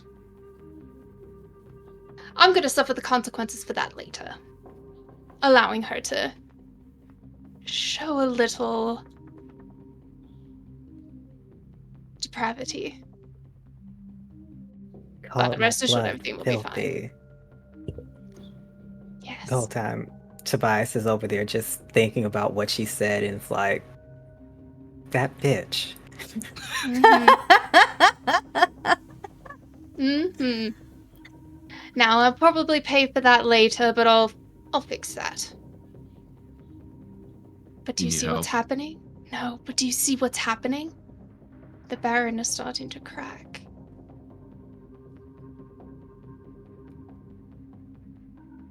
What are you thinking? That is important. Here's my thoughts. Jayce is somehow feeding additional information to the Baron. Yeah? She comes down here freaking out because of things that Jayce has said, whether they are true or not. Sounds like they rather aren't. To sabotage us. Almost as we had thought about earlier that was happening. That means the Baron is scared of something. They're either scared in the fact that they're going to sit back and do nothing and watch it all play out because of her favorite word, boredom. Or she's got something planned for her own safety and nobody else's. And we're going to find out which one. Seems like the type to make sure they look out for themselves. Exactly. And isn't that dangerous for the rest of us? If the Baron is only out for themselves? Right. A little bit. Indeed. I need to go and speak with Silas to get this lecture over with. Do you want to go by yourself? Probably for the best. I don't want either of you to get an unnecessary lashing. However, do either of you need a safe place to stay tonight? Are you offering yours? Yes. Then yes. I'll take that offer as well. Wonderful. I will have Stacy over here, and she points out to this shorter vampire with green hair to escort them to a place for them to stay for the evening that is more private than the general area. I hear she's a linguist. Speaks any kind of language. That's a polyglot. Knows all the things. She studies the languages. Yes. So we zoom out of that room and back outside to a bunch of small little pawns on a chessboard through the perspective of Jayce as the Baron comes back out, Silas kind of following down. as she gets to the bottom of the steps, Silas is exiting the door and following her, about a staircase in between them. She opens the car door and pulls out and throws a man onto the steps and points to him and mutters something as her voice echoes off of the tall old buildings. He's your problem now. And she gets inside the car, and that car drives away.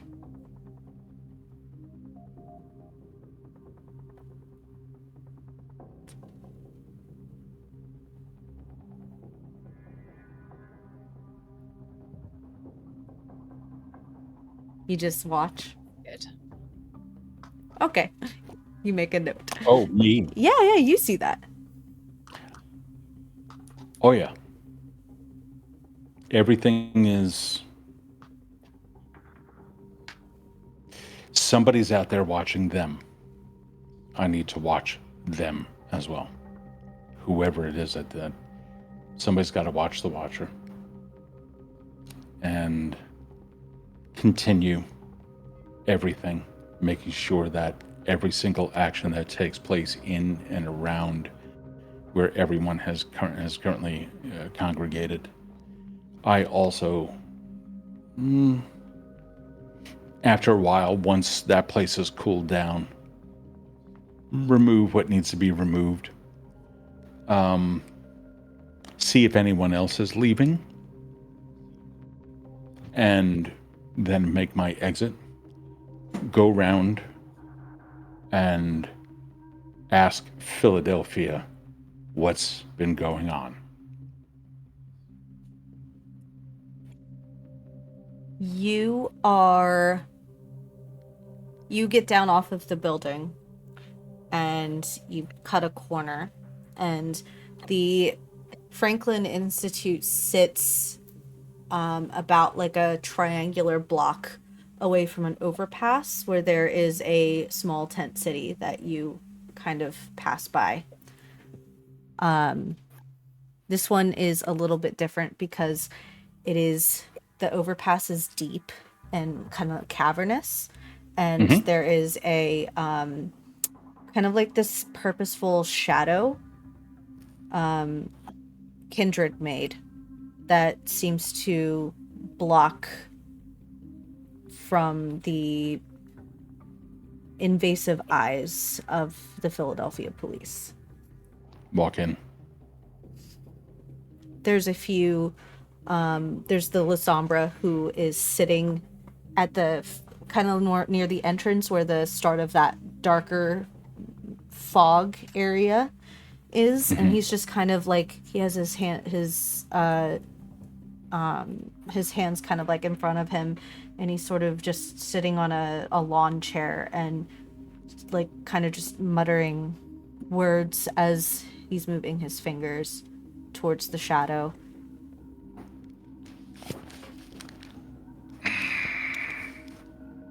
How you doing? Does he know you? Probably not. Okay. Haven't seen one of you in a while. I won't suspect that you would. You've been keeping tabs on what's going on around here? Some of us. The Nos know more than I do. I just keep us all safe. I know. That's why I'm here. That safety is going to need to be maintained. Do you need any assistance in doing your job? If you know any La Sombras, I could use a break. I'll see what I can do for you. In the meantime, when was the last time you saw a Nos come up in this area? Got a couple that live back here. I meant other than them, but good. Okay. All right, I'll go check in with them. As far as the city, just keep your eyes and shadows open. And he kind of points to like to his forehead where your third eye is. He said, "That's funny." We all have our own ways of dealing with things, don't we? Looking around in the darkness of the shadows. Nonetheless, have a good night, and if I could find someone else to take over your post, I'll send him your way. But I'm not your boss. But nonetheless, I'll see what I can do for you. I know some people. Appreciate Have a it. good night. Yeah, you too. Of course. Go on over. I'm looking for that place that might smell a little bit more like sewage. Yeah, it's you accidentally your first indication is you accidentally step in a puddle. It hasn't rained in a couple nights. This is just one of those leftover sludgy areas. Who was that? Look around. You see a couple tents set up in the dark recesses of the angle of the overpass. Come on over, pick up a stick or something like that, and on the outside, on one of the support poles. And you hear a shuffle. Yeah. What's going on? Who are you? Kneel down in front of the door. I apologize for disrupting. I'm asking if you need any help in the protection of the evening, and whether or not others may have contacted you. Is there something wrong? Is there something wrong with our Lissombra? And he kind of pulls the tent open. No. He's still over there. In fact, he's looking for a new one to take over his place, but no, he's still over there. All right. What?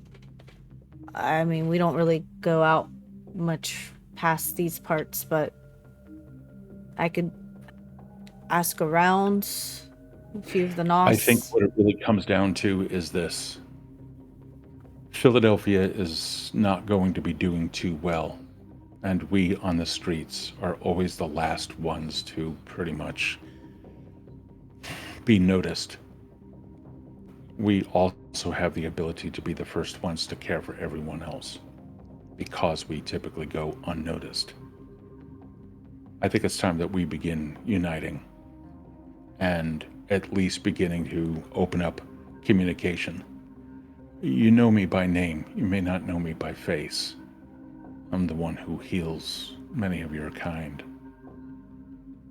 And I'm not asking for favors. What I'm asking is that we all make sure that what is going to happen in this city, and what is already happening amongst other factions, at least let's just keep abreast of it. There's no hard requests, no misinformation to be spread. It's time to reorganize and make this city what it used to be. If you don't mind, even if you disagree with it, would you be so kind as to spread the word that that's what we're trying to do, to simply make it a better place? Yeah, who should I say is calling for, what is this, like a citywide Elysium? In a way, but not so much Elysium. We won't be able to contain the violence of our kind. You know that, I know that. No, Eastern Penn will still have its Elysium open for those who need it. Certainly Clan Nosferatu, and certainly I can attest to knowing what it's like to be always treated unfairly. My kind is often so hunted. So, my name is Jayce. And I think we need to begin helping each other. Ask your brethren, and you'll know a little bit more about me.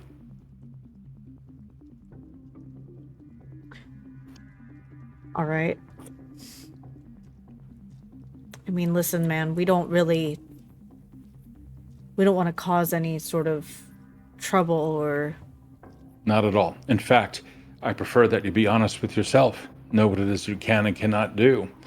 In these upcoming nights, things may get very hairy for us. That's why I'm asking for consistent communication, open communication, movements of everyone that's going on around here. It's been some time. The United States government is no longer being slow on the uptake of our kind. They broke into your clan's ShrekNet. Yeah, don't I remind think- me. Yeah. Well, what would happen if that were rebuilt with allies? Only not with systems that are able to be hacked into. What if Philadelphia was able to actually communicate that kept you safe, kept me safe, kept all of us safe? Never mind the politics of all the Anarchs and the Sabbat and the Camarilla. I'm just saying that we keep an eye out. Not necessarily to protect each other. We don't know each other. Why would you protect me and or I you? But we can keep communication going. I work with the houseless people, and their eyes are everywhere. The network is already set up, my friend. All right. Come back tomorrow. I'll give you some things that might help you. And if there's anything that you need in return, let me know. Did you? Thanks for the raid, darling creep show. So there's Holy this shit. massive fucking tree. Yeah, so there's a whole fucking enter this area. 80 of them. just the traffic is just fucking wild. Everybody gets on this overpass, all 80 cars. Welcome to Philadelphia. Hi everybody. Welcome to Philly by Night. Welcome friends. We are Do you see all these people? These are the ones that I am fuck it, I'm rolling with it. These are the people that I'm referring to. You see how welcoming and happy and warm they are. It really They're is the warm. city of brotherly love. We have a flashback to when the Salubri ran the city. William Penn himself, the ghost of William Penn with his 3 eyes comes through. It says, the Quakers are here. They are welcome and they are warm. I bring you food. This is my version of Philly DoorDash. There's gotta Please. be an O negative somewhere here. You, come here. Regita, thank you for volunteering to be the universal blood donor. Anyway, Yes. I will return tomorrow night, and I appreciate your time. May I ask your name? Sure. It's Any name that you wish to be known by. It does not have to be your real one. I understand that secrets are part of our life. you can call me Varl. All right, Varl. Jayce. Take care. And if you need anything, here. And I scribble in the ground with a stick my number. He will kind of like look over and be like, oh, okay. And he sort of checks on the Sombra again to make sure they're still working. I'll go check up on him and I'll send him your way so that you can see for yourself. This Yeah. way you don't have to. I go back. Have a Yeah. good night. Walk on over.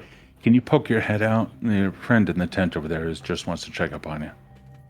He kind of turns around and he's like, "Hey, good." And then you hear Varl, "All right, awesome, thank you." And then he goes and, What was your name? God damn it, Steve. He thinks for a moment of whether he could trust you with this information, and he You can give me whatever says- name. If I see any kind of like hesitancy, So- you give me no, whatever he- name you choose. Yeah, he says, "You call me Surge." All right. It's actually Surge, pretty again. fitting for La Sombra. Jayce, nice to meet you. Thank Have you. a fantastic evening. If I see any of your clan, I'll try to send them your way. Of course. Watch out for that bucket of KFC that you almost stepped in right there. Oh, thanks. I appreciate that. Step over that. Have a good night. Yeah. Oh, By the way, Serge, have you seen the people just staring off into space recently? Like our kind? I don't even know if there's any kind that are also doing it, but they're like staring off into space, like under the influence of something. Yeah, that's like a lot of people you're talking about. Are you talking about people that are just on... I'm not talking about Kensington. I'm talking about like our kind standing there. They don't even react until you touch them, and then when you touch them, they start screaming in ways that are just not normal. No, man, that doesn't ring a bell here. If there's any kind of new drug that ends up hitting the streets, and it's meant for us, keep track of who it is that's selling it. They're trying to bring us down. Sure. FYI, my little tidbit of info. Hey, please share that. All right. Yeah, of If I course. get more info, I'll let you know. But we have to be aware of that. All right. All right, sir. Have a good night. Take care. You too. I go off and I leave and I do the rest of what I said. All right. I'm gonna go back to Tobias. You get another phone call from the bartender. Hello? Yeah. Did you find a place to stay tonight? I'm safe for tonight. I feel I'm in good hands. Listen, a couple of them came out and were drinking at the bar here, and they were just casually mentioning this new shipment that was coming, and I don't know, it seems like the drugs they were talking about sound a little like what you were telling me, so it might have to do with this guy. I don't know, should I try to listen in, or do you want me to just get a description, try to get a name, or... Get as much information as you can. This is starting to get a little too close for home for my liking. Yeah, no If fucking you kidding. can, and we gotta keep the place safe. See if you can get a name, and I would really appreciate a description of who they look like and where they went after that. Okay, I'll have somebody follow them if I can. Stay safe. You too. And you hear the click of her phone. And Tobias, as you look up from your phone call and are standing near Knuckles, and you just accepted this offer to stay in what Lilith constitutes as a safe space, you can't help but doubt that Kindred know what safe is at all. Even with this infiltration into your haven and the bartender calling you to say that you probably shouldn't come home. There's got to be a balance here between enjoying the pleasures of being one of the immortal beings of this earth and completely taking advantage of that to just act like the greatest monsters in this world, which are ironically humans. You literally stopped being a human just to be as monstrous as humans are, with this petty back and forth disseminating of drugs, claiming of autonomy over other people, taking away free will, killing people when you claim to be a healer, as you've seen, fighting the beast every day, influencing others with your eyes or your mind. And as you look at the second glass that you've been given, you question whether any of it is even worth it. What's the fucking point if you can't enjoy this gift you've been given of time? What's the point?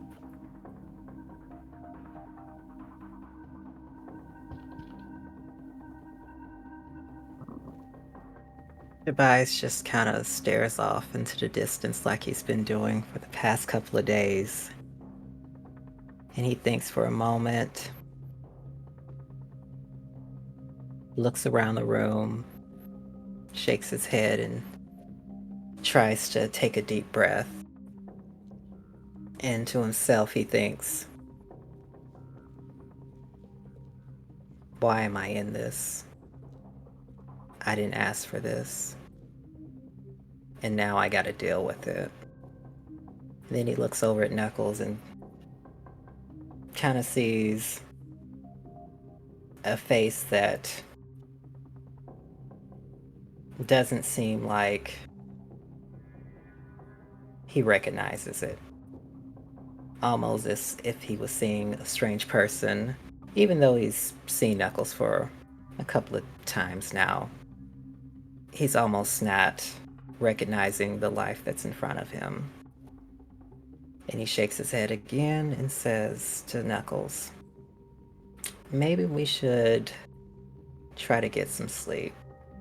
I see we have a lot of interesting fun coming before us. You're not wrong, but I'm seeing what else I can get into tonight before I head on to sleep.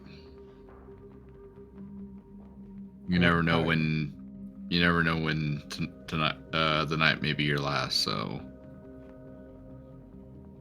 Have fun. A party never stops till it stops you. And with that, Tobias turns and kind of walks off into the distance to collect his thoughts. Hey, Tobias. Yes. It's not always like this.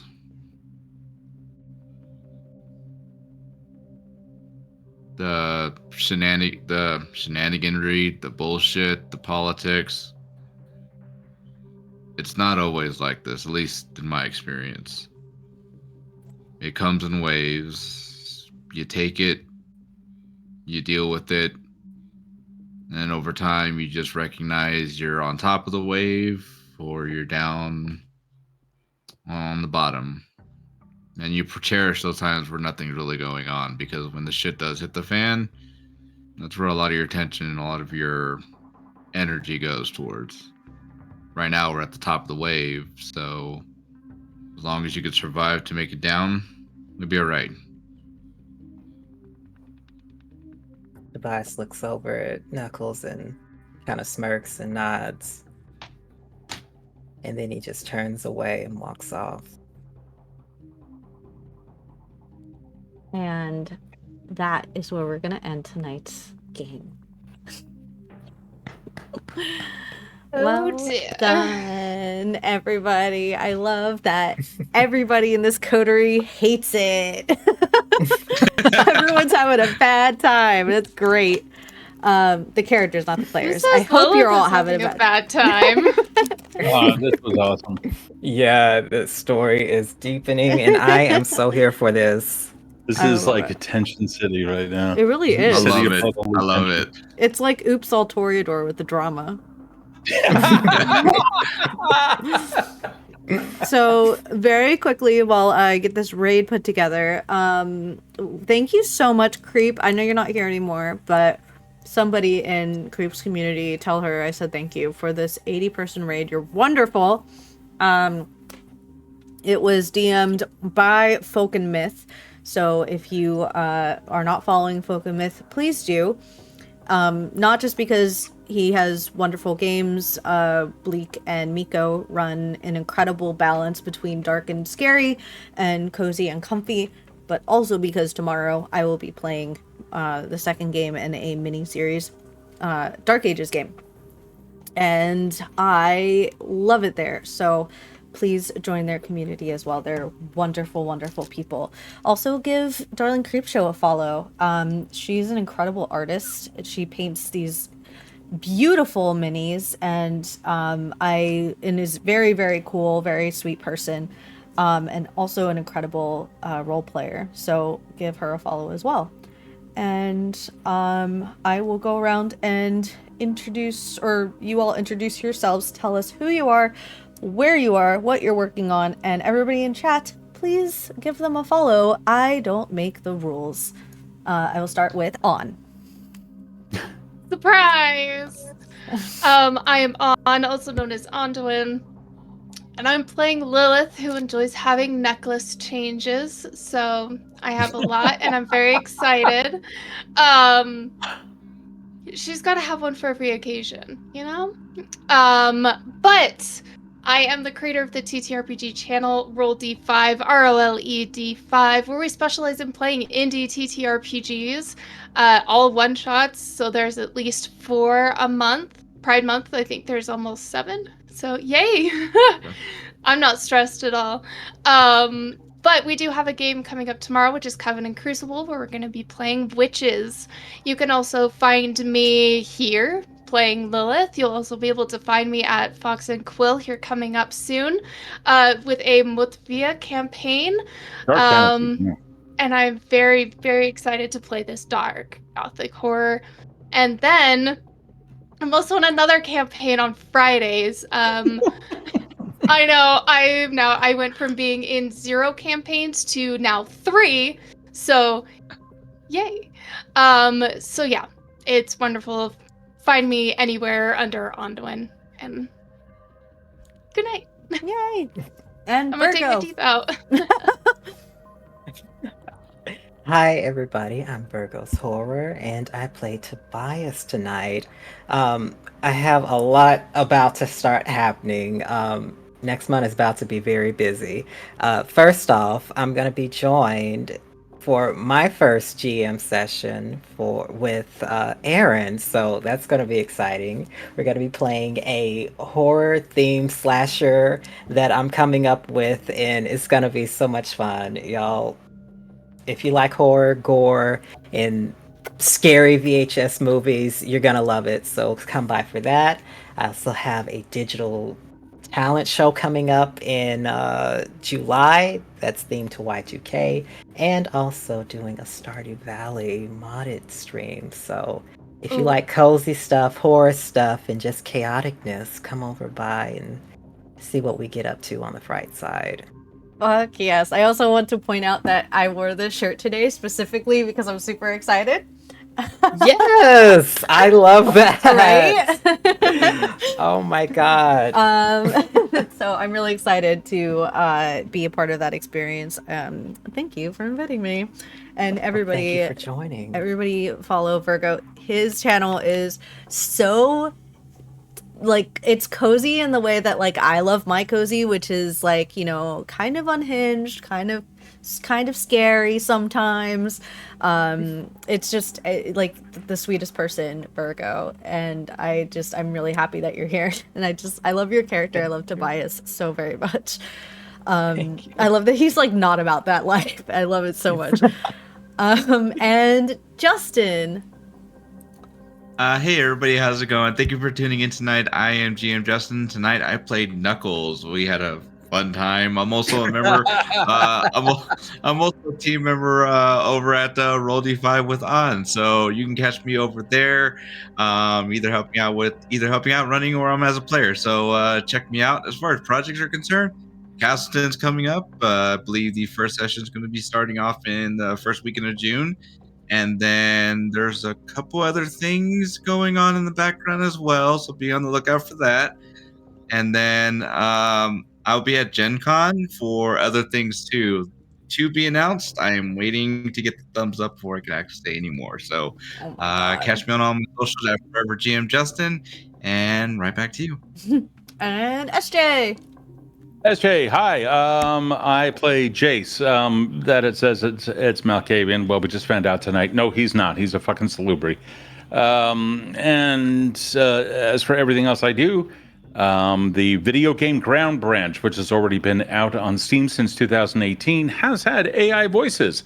Well, I'm one of the voice actors, actually one of the main actors, who is now going to be supplying a voice to that. So if you happen to like military games and, you know, from teamwork and stuff like that, check out Ground Branch by Blackfoot Studios. Also, Vox and Quill is my channel here on Twitch, where you'll find tons of actual play and world building. Currently running on Tuesday nights is a wonderful little Mutria campaign, which Lilith over here, has. Lilith cannot hang. On absolutely fucking can. And also with Aaron. Yes. And also with Aaron over in a dark fantasy campaign called Mutfia, which is in the world of Evandale, which is also a campaign setting that I created. Multi-age, multi-genre, blah, blah, blah. A whole bunch of stuff there. On Wednesday nights, Cyberpunk with Kill City Sinners. And hopefully returning soon on Thursdays. I have to check in with the existing cast. Once some personal stuff takes place on my side and I get settled back in, we may end up seeing a return of a Thursday campaign, one that I absolutely love, and hopefully we get to see that come back. But either way, Vox and Quill. Back to you, Aaron. And I am erinmylaundry. I am a cozy horror streamer here on Twitch and the founder of the TTRPG Collective. If you're not a member of the TTRPG Collective, the elevator pitch is it is a group created for people in and adjacent to the TTRPG industry, where we provide mutual aid, networking, educational opportunities, amplification, and a lot of games. There's games all the time happening there, and we just hit 700 members. We have a website, we have a blog, and we will have a couple more edgy panels coming up as soon as I can lock in the last remaining people. It's looking like we're gonna have one with game developers and one, I forget what the other one is, but we're gonna have them. And I'm really excited for all the cool stuff that we're doing there. We also are doing participating in Operation Olive Branch, where every week we'll be showcasing a new family for to receive funds so that they can escape safely out of Gaza. And this week I found the link, I'm posting the link. It is for Ahmed Al-Nassan and his pregnant wife and his 2 young sons. His wife requires a C-section, and these funds will help her receive that care when she is able to escape with her family.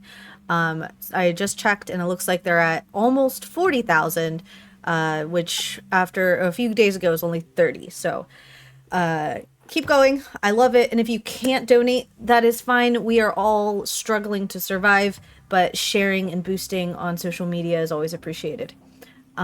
With that being said, check me out tomorrow on Folk of Myth and my Dark Ages game.